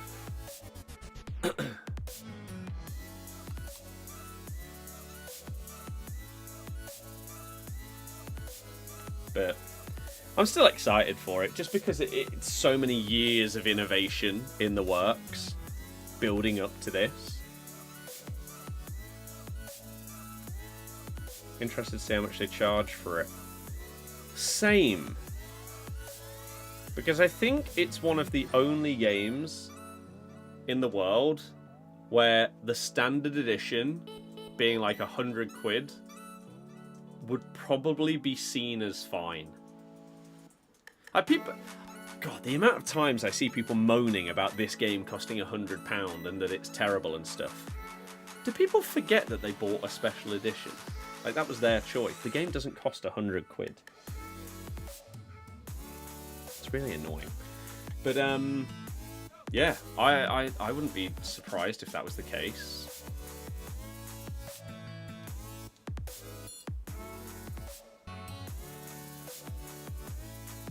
Because you know that it's going to be, like, it could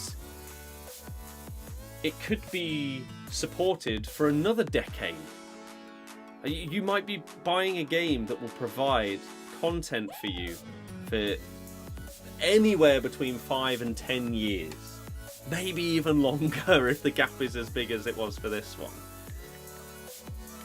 That's mad.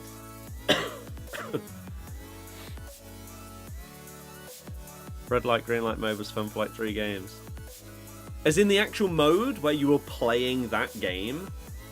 I played just like the mosh pit. So I was just playing like normal games on Nuketown, but they're like Squid Game themed.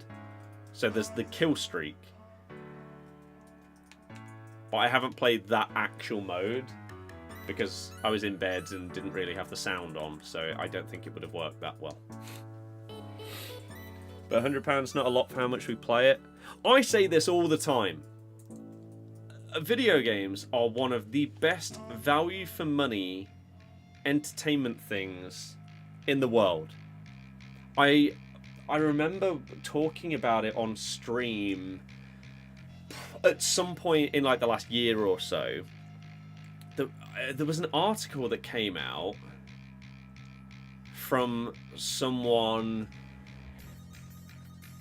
like reviewing Spider-Man 2, I think it was, and saying that they didn't think it was worth it because of the amount of time of enjoyment that they got out of the game.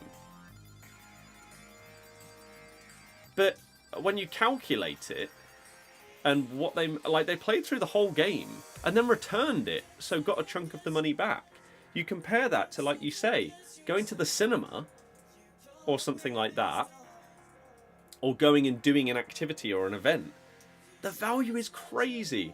And so for something like a GTA, where if you are one of those kind of people that can get home and hop on it like every day with your mates and stuff like that, hop into these custom lobbies and things.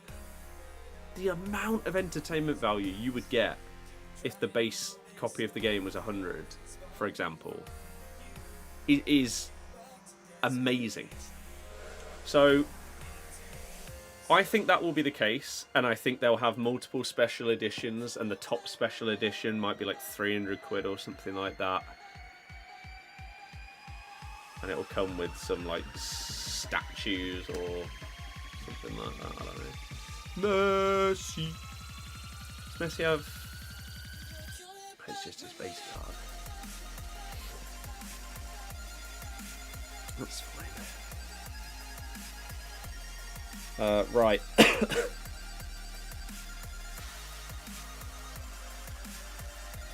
Okay, let's upload this then, shall we? Jumping back into Rush. Yeah. Thought you meant the mode. Yeah. Yeah, the mode looks okay. My assumption was exactly what you've said. That, yes, it would be cool the first couple of times you play it, but then there's not that much replay value in it. It's the same with the Zombies... what? The Zombies M. That's not... The Zombies LTM, which is similar. My vote for the FC25.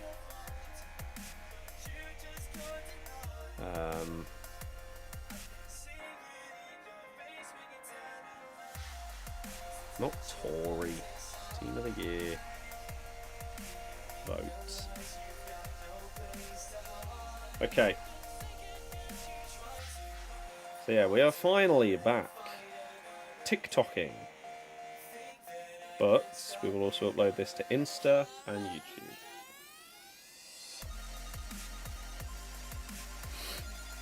But just let that upload before I hop into another game, because it may lag things just a little bit.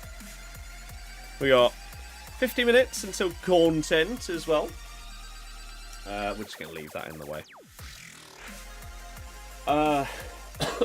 Excuse me. But let's create a party. Why not? Let's get some of you guys in. I'll just invite everybody. Oh. Did I not just... I thought I pressed play with friends. Did I not just press that? Okay, I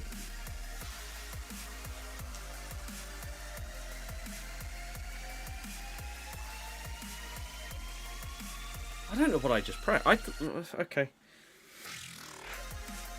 I'll get people into the next one. I'm not sure what happened there.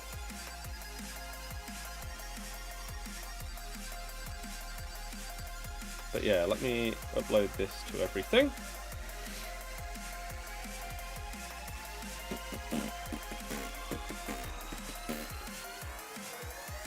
So Insta is next. But yeah, I'll invite people in.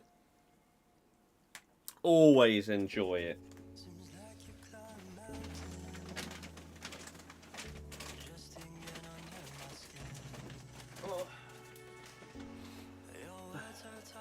Right. You have 200 saved for GTA 6. Is that with the assumption that you might get some kind of special edition of it? Or are you genuinely expecting there to be potential to have to pay that much?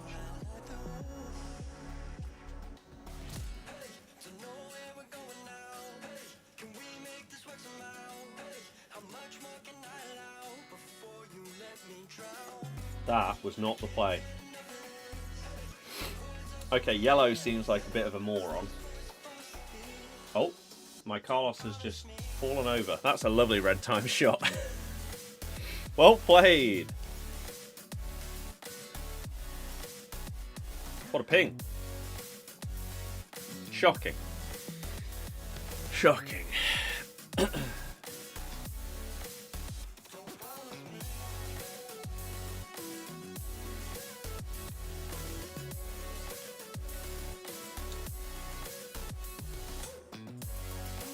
Oh, it's not the dribble that anyone was looking for there, but it somehow worked. I think some editions will have shark cards with it.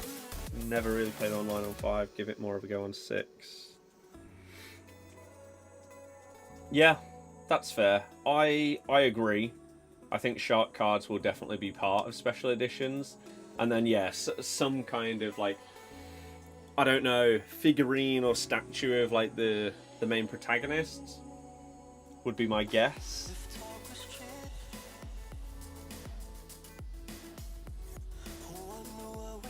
Oh.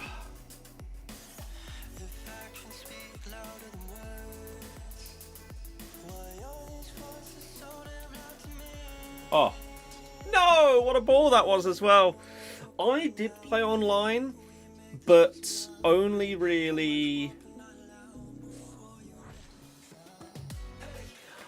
I was never playing GTA online, like, off-stream.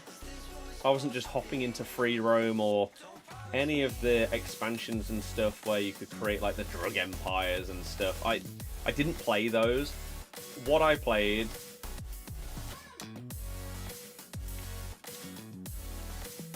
How on earth has that not gone in?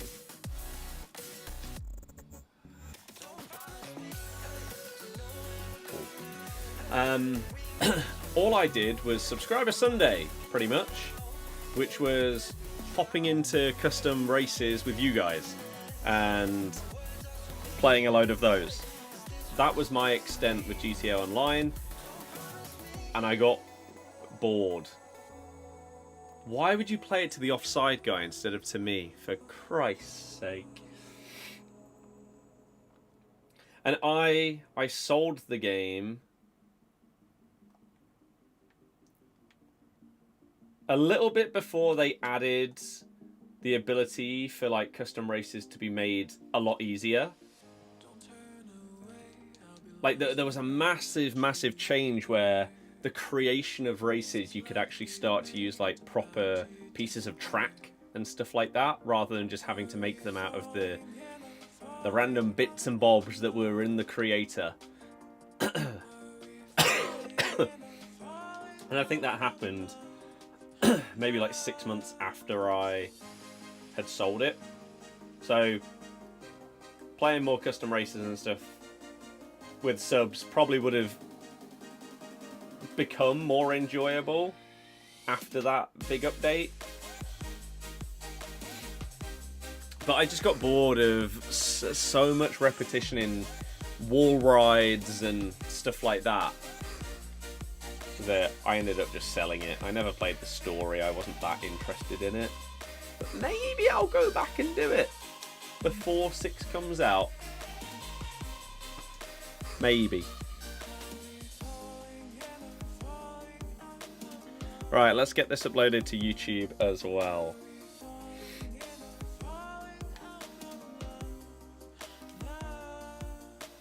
Volley that. Oh, come on. You got Power Shot Plus as well and you still didn't volley it. That's sad.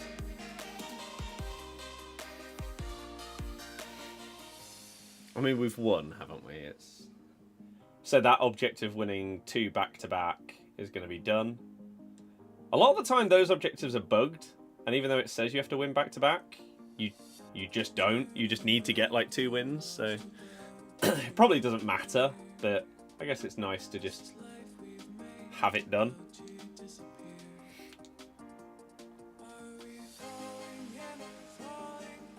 will be the first YouTube short upload in a little while as well.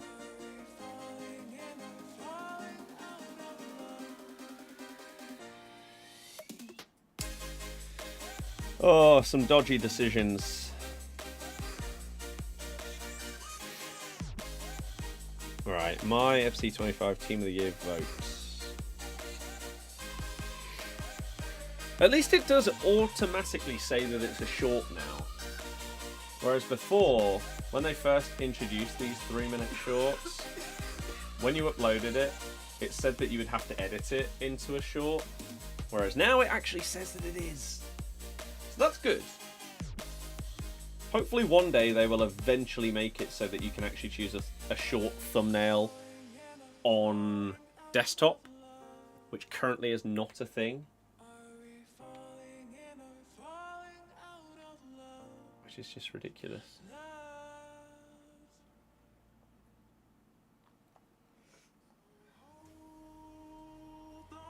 This has been such a shocking game. Like, their team has obviously not been good. They've had someone leave. Ours don't feel incredible. And yet, it's just a very, very comfortable win. Go on, volley that.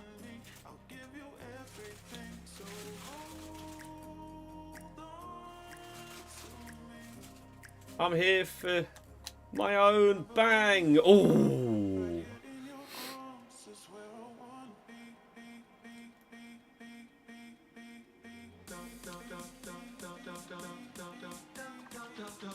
Ah, I tried. I didn't realise we didn't have enough time. That's fine. Okay. I mean, 10 out of 10. What more can you ask for? 6,000 points as well. And again, that should be that other objective done of 2 wins. I'm not sure what the other ones were. One of them was earning 50k points, so we're still quite a way away from that. Win 2 in a row, win 4, and then yeah, 50,000 points. So I'm down to try and get some of you guys involved. I don't understand why it took me into a game last time instead of into the lobby to invite you. Like, I swear I pressed play with friends. Do I need to... So it doesn't take you to this unless you specifically go to it. Okay, fine. Right, let's just invite you in. And anyone that wants to play, you can play.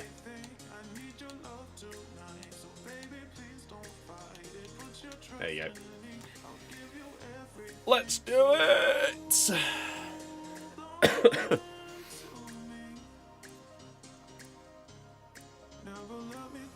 And then, of course, we will see what 6 PM content is today for the true return of streaming.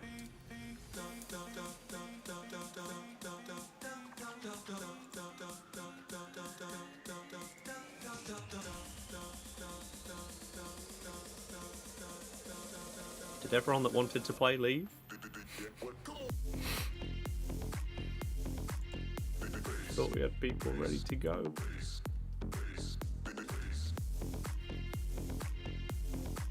I think you invited party rather than game. Yeah, but then don't you just join straight from that?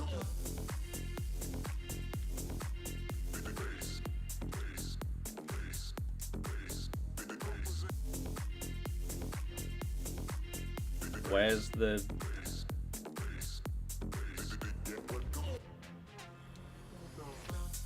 the invite to game option? I don't have one.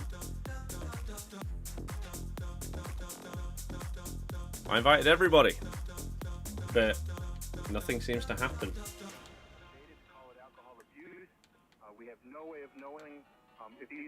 So this is great.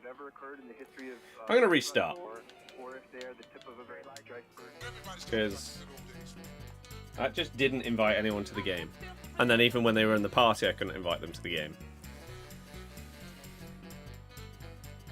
So we'll try again.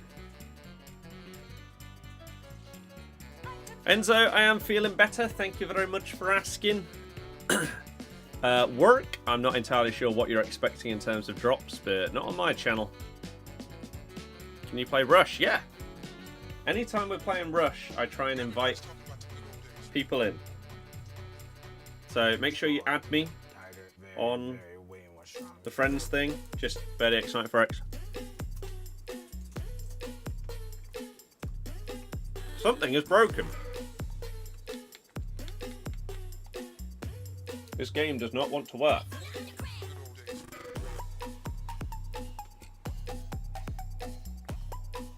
So yeah, add me, I'll accept you, and then I'll just try and invite everyone in, and we'll play.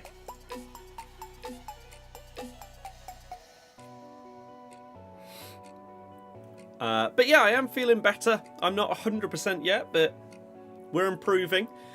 I've taken some of this time off to try and sort as much as I can. My name is exactly the same as the name you're seeing on my channel that I'm streaming on. Top right.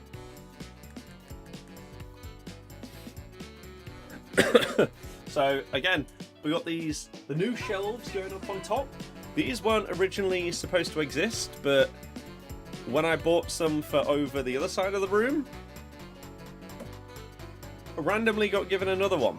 So making the most of it, and now we have setup space in the back. So once I've built some of these things that we got for Christmas, like, whoa, for example, Charizard, we got Gyarados, Bulbasaur, and then a Great Ball to go with the Pokeball that's down here.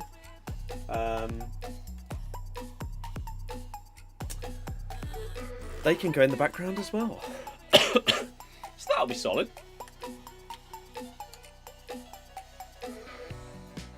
Okay.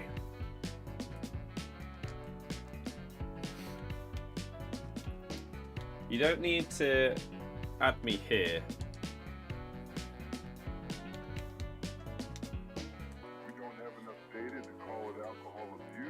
It doesn't make any difference. Right, play with friends. Let's start a party first. So you're already in there. Invite to party. Just everybody. There we go. Then, if we play with friends, invite friend. Aha! See, we didn't have this before. We didn't actually have the option to invite to lobby. So there we go. Lovely! Right, perfect. Let's smash it.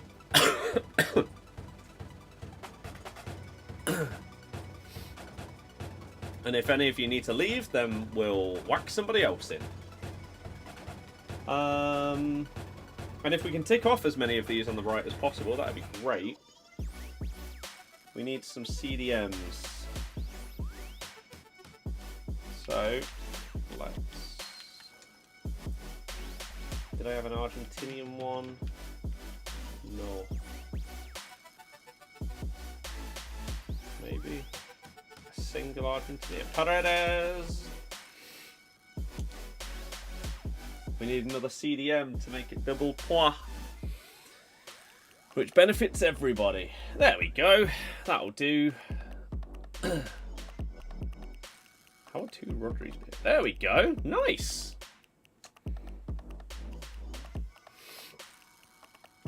Looks good to me. So hopefully we can win this and get some decent points. You were the last one you didn't get in. It's all good. Like, whenever we're doing Rush on stream, I try and invite people in because it benefits everybody. One, we all get more points, right? And we can work towards objectives together. But it also means we don't have to play drop-ins with morons. So it's just a win-win scenario. So anytime we're doing Rush, trying to get objectives or Evos done, I get people in. So it's not like this is a one-off or anything close to that. We've done Rush with viewers many times on this game. Oh, and plan to do it. More. That was a little bit jammy to not be a blue.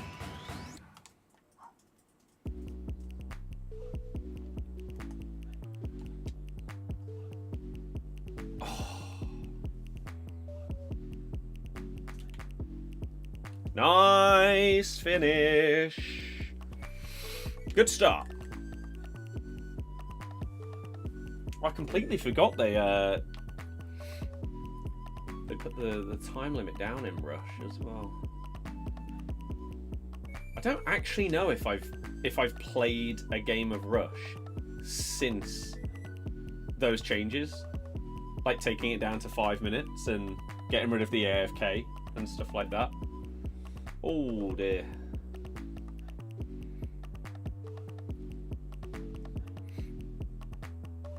Nice ball.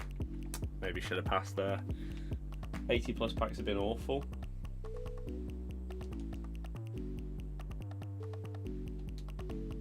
Bosh! Huge tackle. No. I mean, it feels like throughout Winter Wildcards, pack weight has just been so bad. Like, the 82 times 14s, when they were out during Black Friday week, every single pack, you were getting like multiple informs, some of the best of stuff. It was great. But when they came back out for Winter Wildcards, I don't think I packed a single best of card. Like, obviously I got a few informs here and there. Never to the point where we're getting like 5 in a pack like you were during Black Friday with the crazy amount of re-release Team of the Weeks. But unlucky.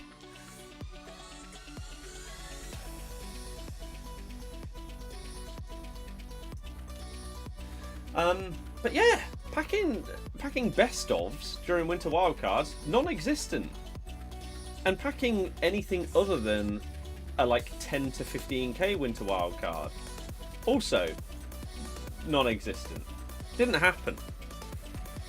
82 times 14 clear of 83 times 10s. I only opened up 83 times 10s once, and they were shocking for me. But again, 82 times 14s in their second iteration.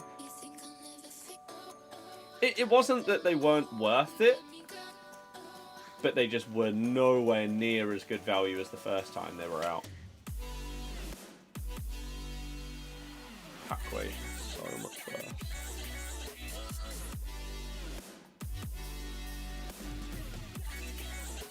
Unlucky. Drop-ins suck. Drop-ins can be extremely painful. The Scorp. Although maybe we'll lose this one and this isn't dropping. Although, to be fair, it's not due to like any of the people that have joined being like completely incompetent. This has just actually been a semi-competitive game of Rush. These don't normally happen. Pretty much every single match is normally one-sided. Massively, one way or the other. It's so rare that you'll end a Rush game with all 8 people still in the match. And the scoreline only having like 1 goal in it. No! This Irreverso guy is very good at defending. He's predicting a lot of stuff very well.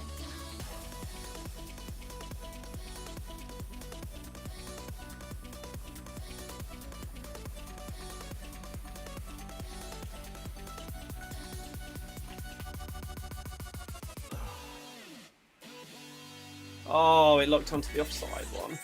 7-2 up, bottled it because the team was shocking, lost during golden goal. That is shameful.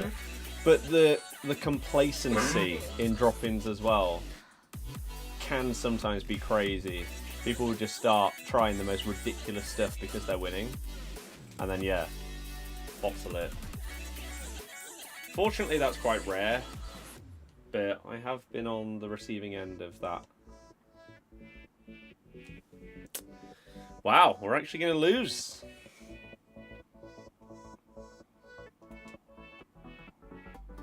Or are we? Yes.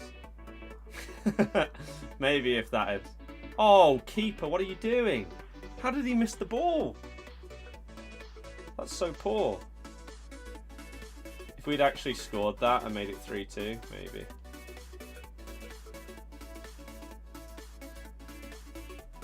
Oh, that's such a good tackle. This is actually probably the best defensive team I've come up against in Rush. Like, if this isn't people playing together, then wow.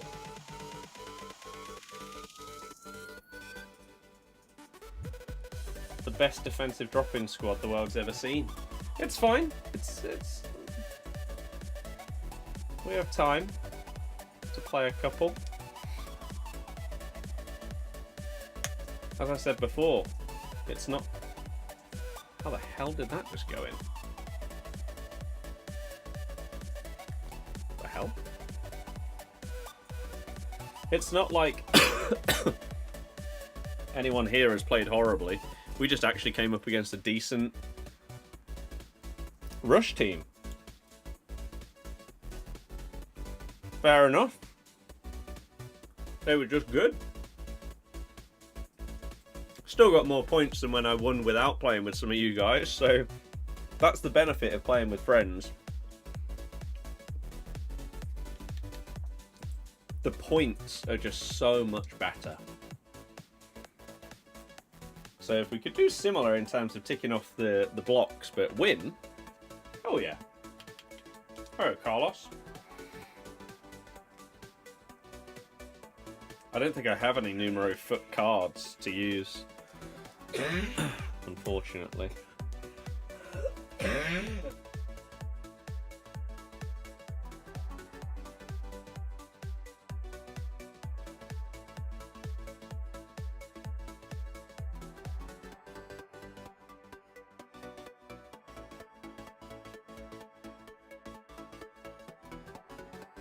Let me quickly see if I've got a Brazilian with long ball pass. It's optimistic, but no, that's fine. Let's lock in.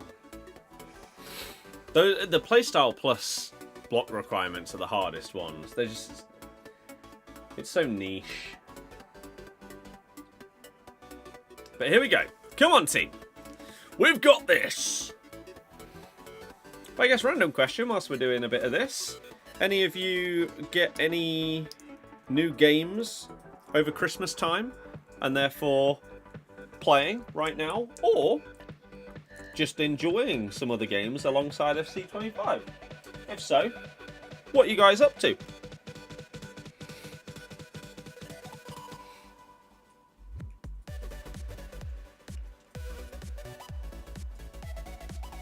Whew. Got a PlayStation Portal. Nice.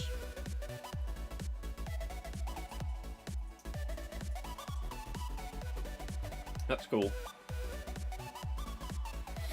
Because for those of you that didn't see my what I got for Christmas video, got a few games this year that I'm very excited to play.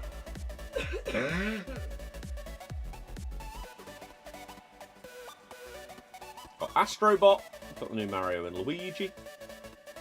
My Sims on the Switch.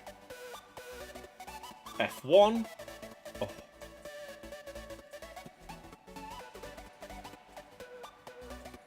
Nice.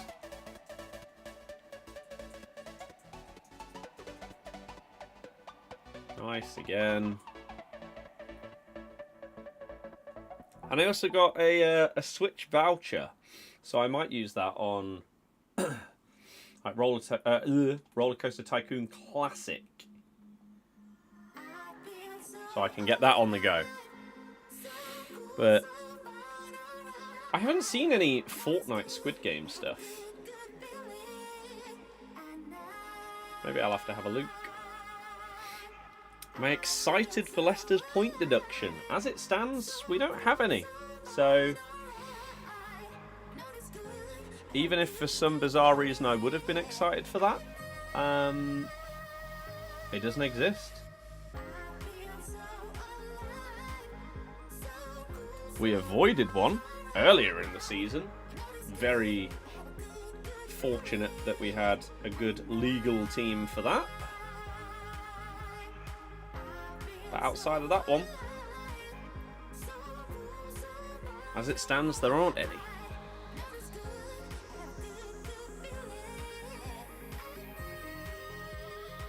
If we get relegated, then we might get one. And like a transfer ban. So if we go down, we are like doubly screwed. Oh no! That touch was just a little bit too heavy.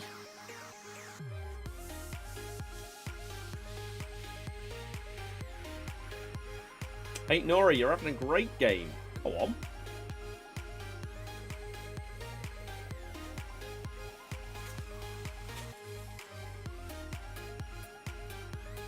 Because it looked almost certain that we were going to get one this season, which would have basically confirmed us going down. But fortunately, legal loophole saved the day. Nice!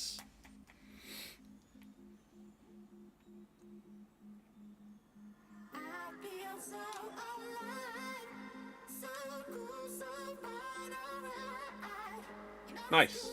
It's going to be funny once announced very soon, seeing as though you classed Everton and Forest cheats. Wonder if you'll slag Leicester off the same way you did the other two. I mean, I don't know what information you know that no one else does, but there is nothing to do with any kind of points deductions or punishments or anything like that being discussed right now. As I say, at the start of the season there was, and we avoided it. So I don't know if you're still thinking that that is being looked at, but nothing new has come up. So I'm not really sure what you're referring to, if I'm honest with you. But if we cheat and get punished for cheating, then of course I would say that we cheated, because it's proven. Any team that cheats should be punished. If my team do it, we should be punished. I'm not one of the morons that will come up with some kind of bias excuse as to why it's fine when we do it. I hate those kind of people. There's no point even trying to, like, talk to them or with them about those kind of things when there's just so much personal bias involved. Because they're just never going to look at it realistically or logically.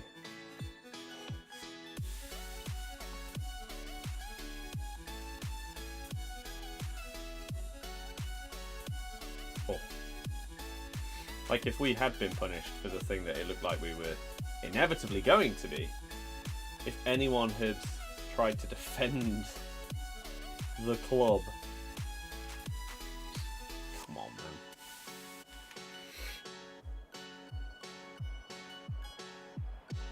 These lawyers that are being paid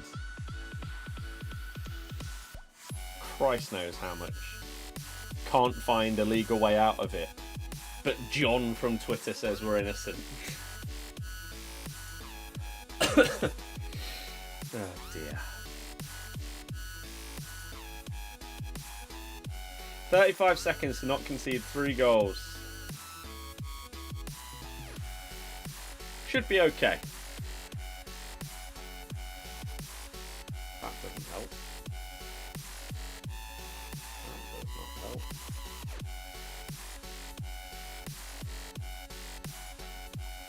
Get rid of it! Oh, that wasn't meant for you. It was meant for me because you were offside. Juve considering allowing Douglas Luiz to leave on loan. What a shocking signing that's been for them.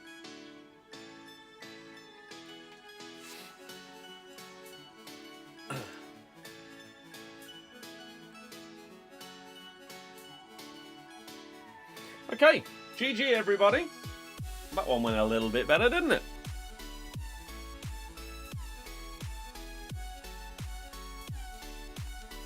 Okay. Oh, only 8.6 though. Yeah, so Ben, I don't know if you're still around to clarify, or if you were just saying something to try and get a rise out of someone in which case I'm assuming they've left.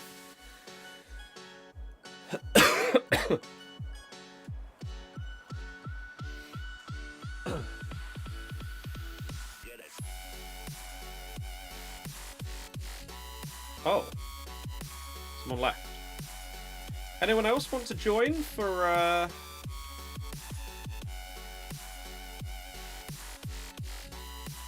what might be the last game or two?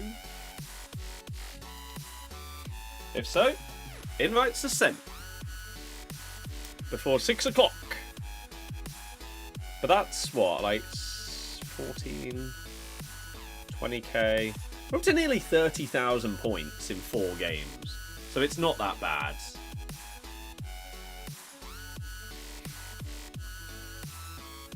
Please hold on, you're not getting an invite. You should have done. Or you can just join like the party and then I assume join through the party? Maybe that's not a thing. I'm honestly not too sure.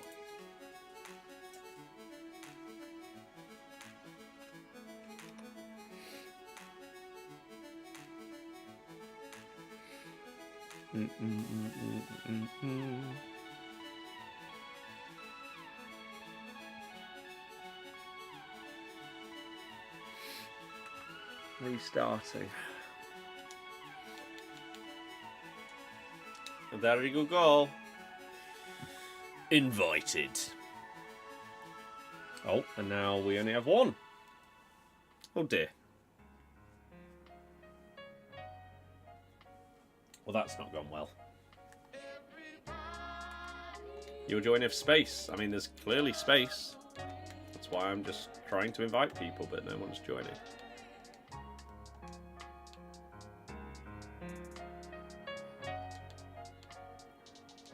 Yeah, I swear they only love me when I'm not there. I know you trust me, but I don't care. And we can try and get 1 or 2 games in before 6 o'clock. And this set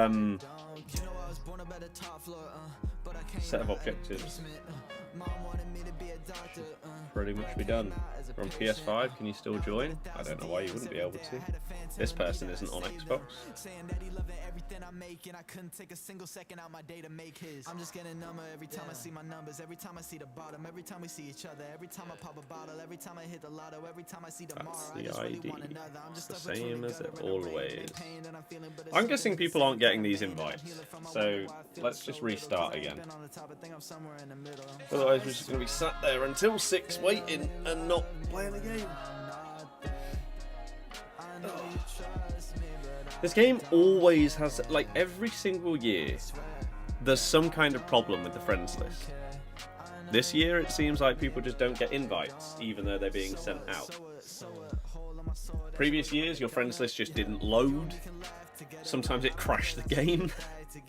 There's been problems for a decade with friends lists on FIFA games. Nothing else, just this. Right. So I need to press this. See, this didn't happen before. When I went on Play with Friends, it didn't come up with this. I had to manually go to the lobby. My homie was a huge fucking fan, used to play his shit every day. He struggled with depression and he told me that the music was the thing that always set him straight. But I guess let's try again. Too much for him, killed himself a couple months back. It's felt so fucking long. But it reminded me of him when you popped up on my page and I went and started listening to a couple songs. So keep doing you, bro. He followed up with a post from his friend. It was a screenshot of my track. I clicked the profile full of RIPs and a comment shit I couldn't even stomach looking at. But all of a sudden in an instant everything felt grimmer. Read the name again and realized it sounded familiar. Clicked the DM to see if he had talked to me before. Hopefully we can get 3 of you in and then we can go. Hooray! Right. Let's go.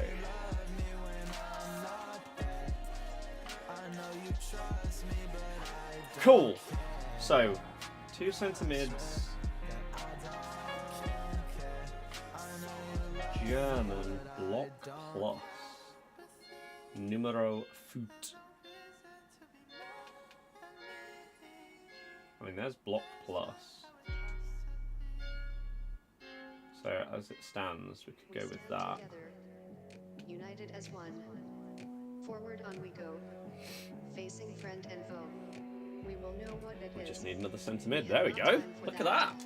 All of them ticked. Never received the invite. It's just a silly system, isn't it? Right. Lovely. Now if we can get a dub, then we might be able to get like 10k points. That'd be lovely. And then we're like... maybe 1, maybe 2 games away from having the objective done.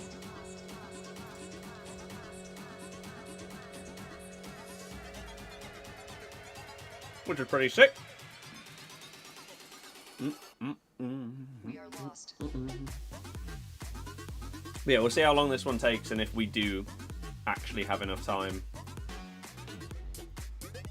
So this one started just before 47. Okay. We are lost. I will stay at the back as I have got Desai.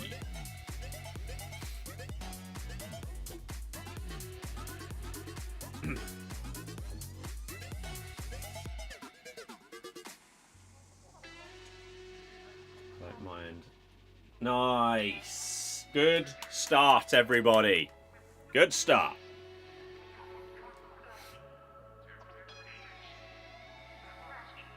We stand together, Oh dear. united as one. Good tackle. Forward on we go.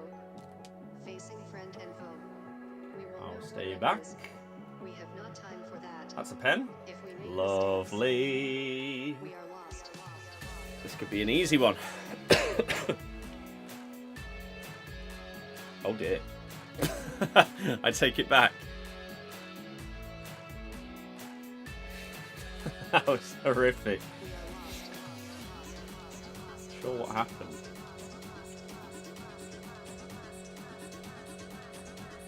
Oh.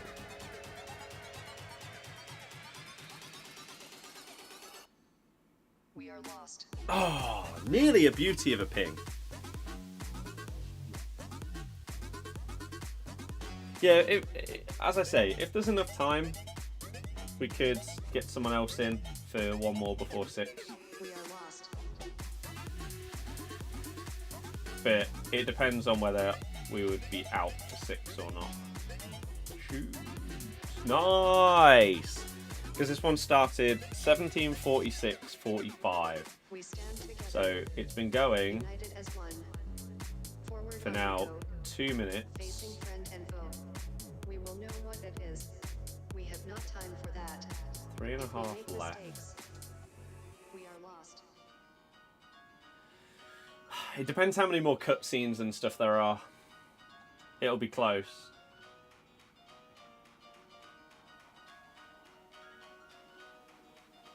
Oh no. There's some nightmare shots going on in this game.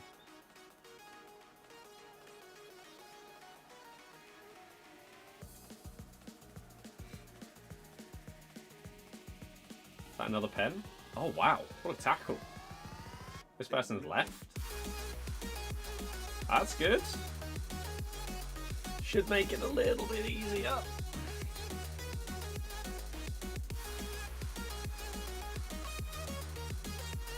Nice.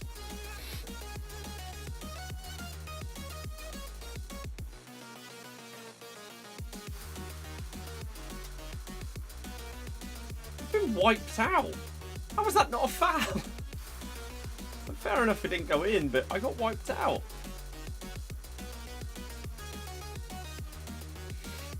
Okay. I can check the requests and stuff after this. I always accept them all, on both accounts.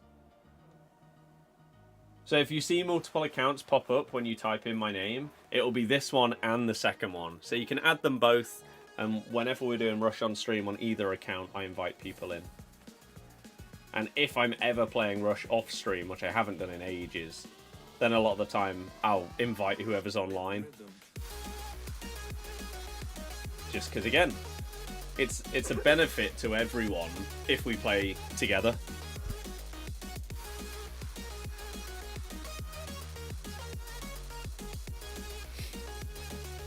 (3-0) though. 2 minutes left.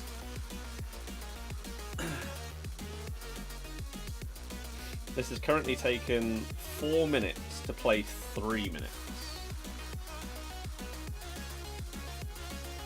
So I'm not sure if we do have time for a second one before 6.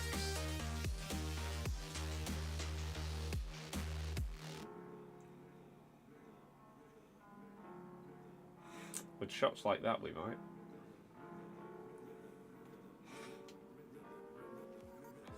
pause, any... Oh my god, any kind of animations.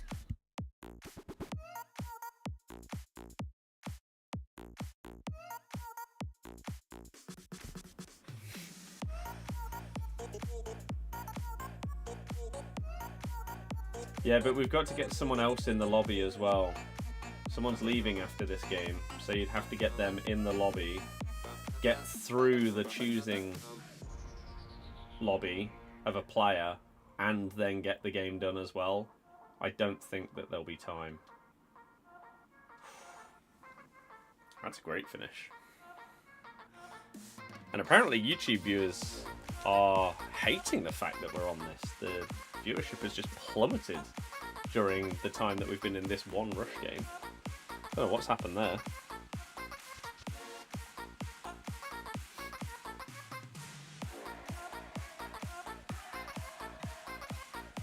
Like 40% of the people that were here have gone.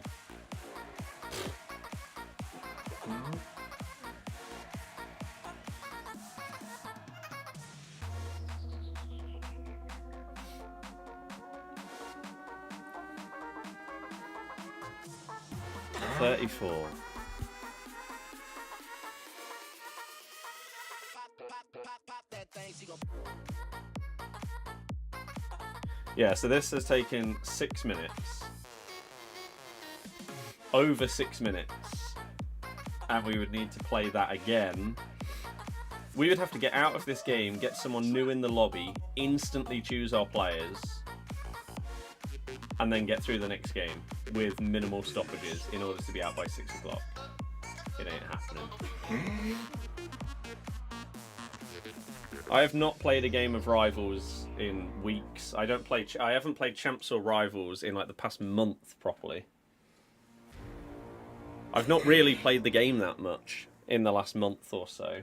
I'm hoping that going into 2025, that can change again. We can start getting on it again with content and all of that. There we go, 10,500 points. But we just don't have time to do another one before 6 unless the entire opposing team left, which you can't guarantee, unfortunately. So thank you very much, anyone that has jumped on and played. I need just over 11k. Collection book's still going. I mean, I haven't posted a collection book update in months, but I want to do that as well. Now that 3-minute YouTube shorts are a thing, it's going to turn into that kind of series. Not proper, like, 20-minute normal video episodes, but, like, short form instead.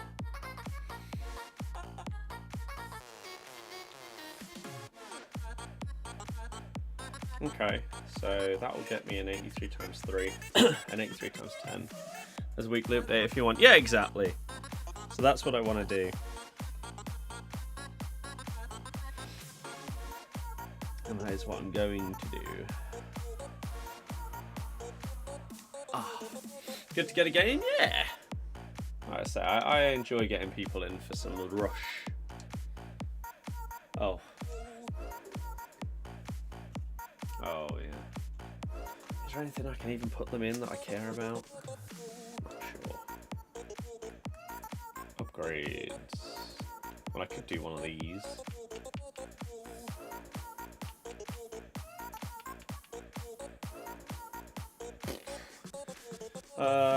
What does it need?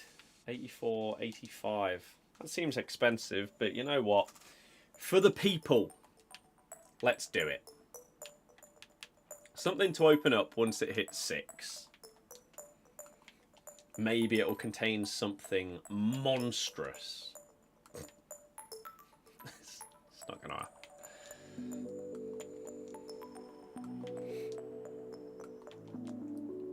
Okay. I think if this is an 85, that's enough. Yeah. It can't be an 84 though, right? All over it. Lobotka.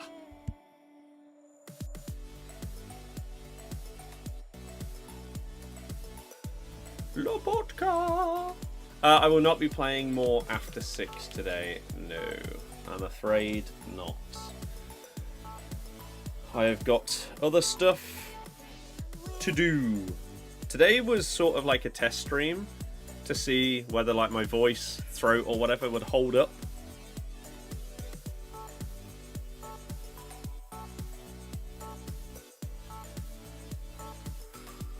And it's been okay.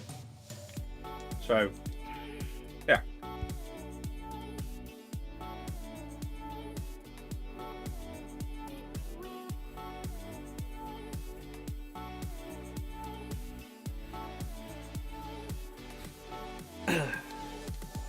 So, today was basically the return to everything to see if I feel good enough to get back into the swing of things. And I do, unless anything changes. So, first stream back, first recordings of 2025 will probably happen at some point later this week. Maybe with James, maybe with Tom. And then stuff on the football channel will start up again very, very soon as well. Like maybe tomorrow. Maybe I'll try and record something either tonight or tomorrow for tomorrow. But here we go. We have one of these to open alongside 6 PM content. So the question is whether we get anything of note today. I'm intrigued.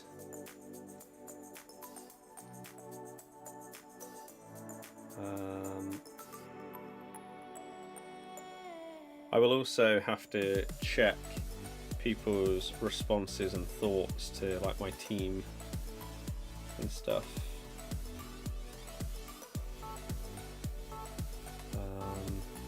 But I just need to figure out on like this channel's TikTok what the hell to upload to actually get any views. Like even that got less than 1K.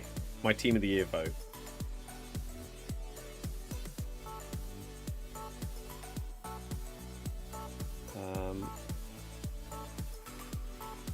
Others just urged him.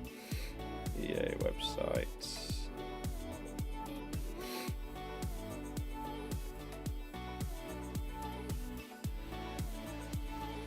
Salah would be wild.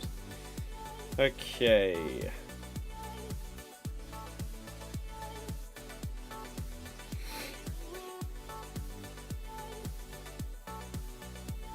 Been incredible. Lovely. So yeah, we'll see how that goes. We'll see if TikTok, if it gets anything, because I just haven't really really uploaded on there at all. Bellingham just edged out for me, and we'll see if the YouTube short does anything as well, because I basically, as I say, I just want to get back into everything. So we'll see. Right, it is 6 o'clock. We're going to start things off by opening up this one of 386 plus campaign mix and then see what we've got as content. So the dream here is obviously one of the big boys, like an Mbappe, someone like that. Player 1, Miedema. Okay, not a bad card. Number 2, Cook. Up to an 88 is also not bad. And the third one, Schuler. We are obviously going to take Miedema for this one. She is actually solid. So, let's see what we have got for content today. Objectives. Do we have anything new? On a Monday would be a bit surprising. Oh god, they've even... EA really are interesting with their marketing. Like they've got Ornstein to tweet about the Team of the Year voting. Okay, when's Team of the Year? Don't know. They haven't told us yet, but the voting is out. I did mine earlier. I uploaded my vote in case you want to go and see it. So, no objectives, but we have got new SBCs and a new Evo. Oh no, there was a Mystery Nation objective for the FC Pro Open, but who really cares about that? So, Evos. The Octopus 2. The Octopus was out so long ago. Okay. Continue the journey with the Octopus. Enhance their pace, defense, and physicality, including Deep Line Playmaker Plus. You also get Slide Tackle, Holding Plus, and Press Proven. Okay. Undidi, maybe, for me. For this one, seems... Does he not fit? And if so, why not? Because he has one too much defending. This really frustrates me that even with these like stat limits that they've introduced this year, that this is still such a common thing. I don't get it. Because if the defending is starting at 84, right? But then it goes up to 86. Why does it matter if he starts with 85 or 86? If the maximum that it can go up to via the Evo is 86, then why isn't that the max stat that can go in? Why are you making the max lower than what it actually goes up to? Like, this would potentially be a really, really good upgrade for him as well. So, it's just... It's really annoying. Like, he could do with that pace upgrade. The passing upgrade as well would be really, really good for him. So, cheers. Cheers on that one, EA. That's fantastic. So, I guess we're not going for him. Maybe we could put in... I don't know, like, normal Kante for past and present. This confirms to you Evos are definitely bugged with the release of old ones. Have people been saying that they're bugged? Is that a thing? That's really frustrating. But okay. It's a decent Evo if you can get someone that fits it. Which we'll have to wait and see whether I can. SBCs.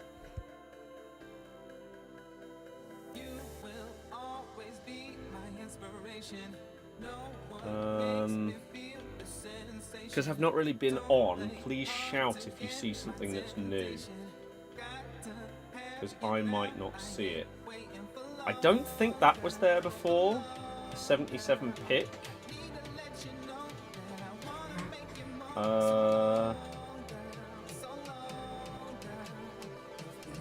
Bonini might be new.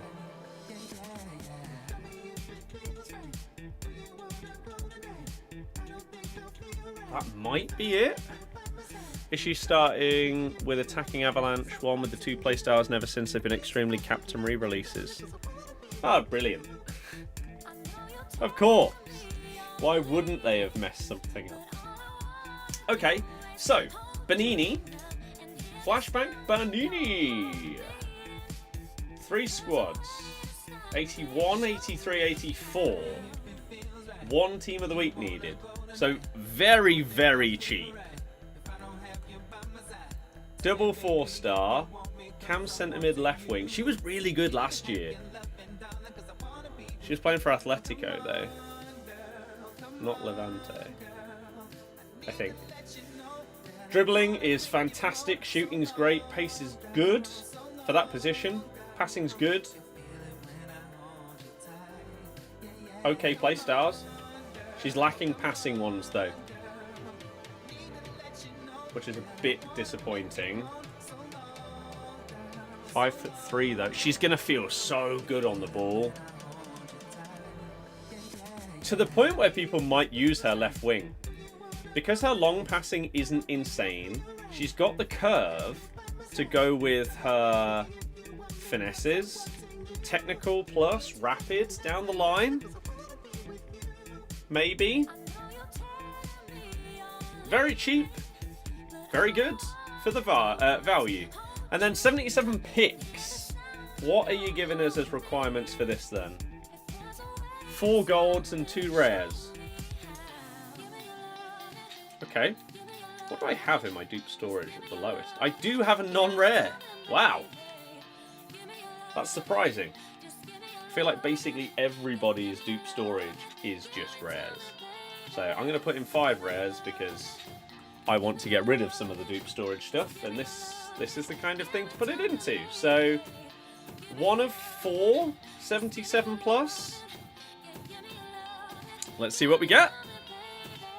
And if you have enjoyed today's stream, if you're on YouTube, make sure you hit the like button, subscribe if you're new and you want to see more streams, shorts and videos. And if you're on Twitch today and you've enjoyed it, you can also hit the follow button and that would be fantastic. So, what do we get? Anything of note?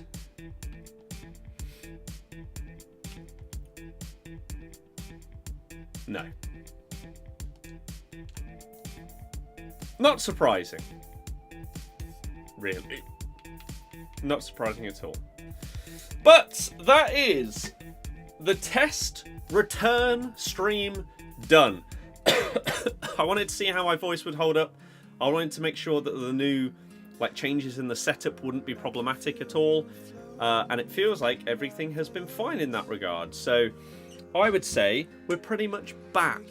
Unless I get ill again or anything like that. So I want to start recording videos again very, very soon for this channel and the football channel, and then get back into the swing of things properly with streaming as well. So the return of other games, like the continuation of the Elden Ring playthrough, and things like that will happen soon, is the idea. So hopefully you have enjoyed yourself. I really do appreciate it.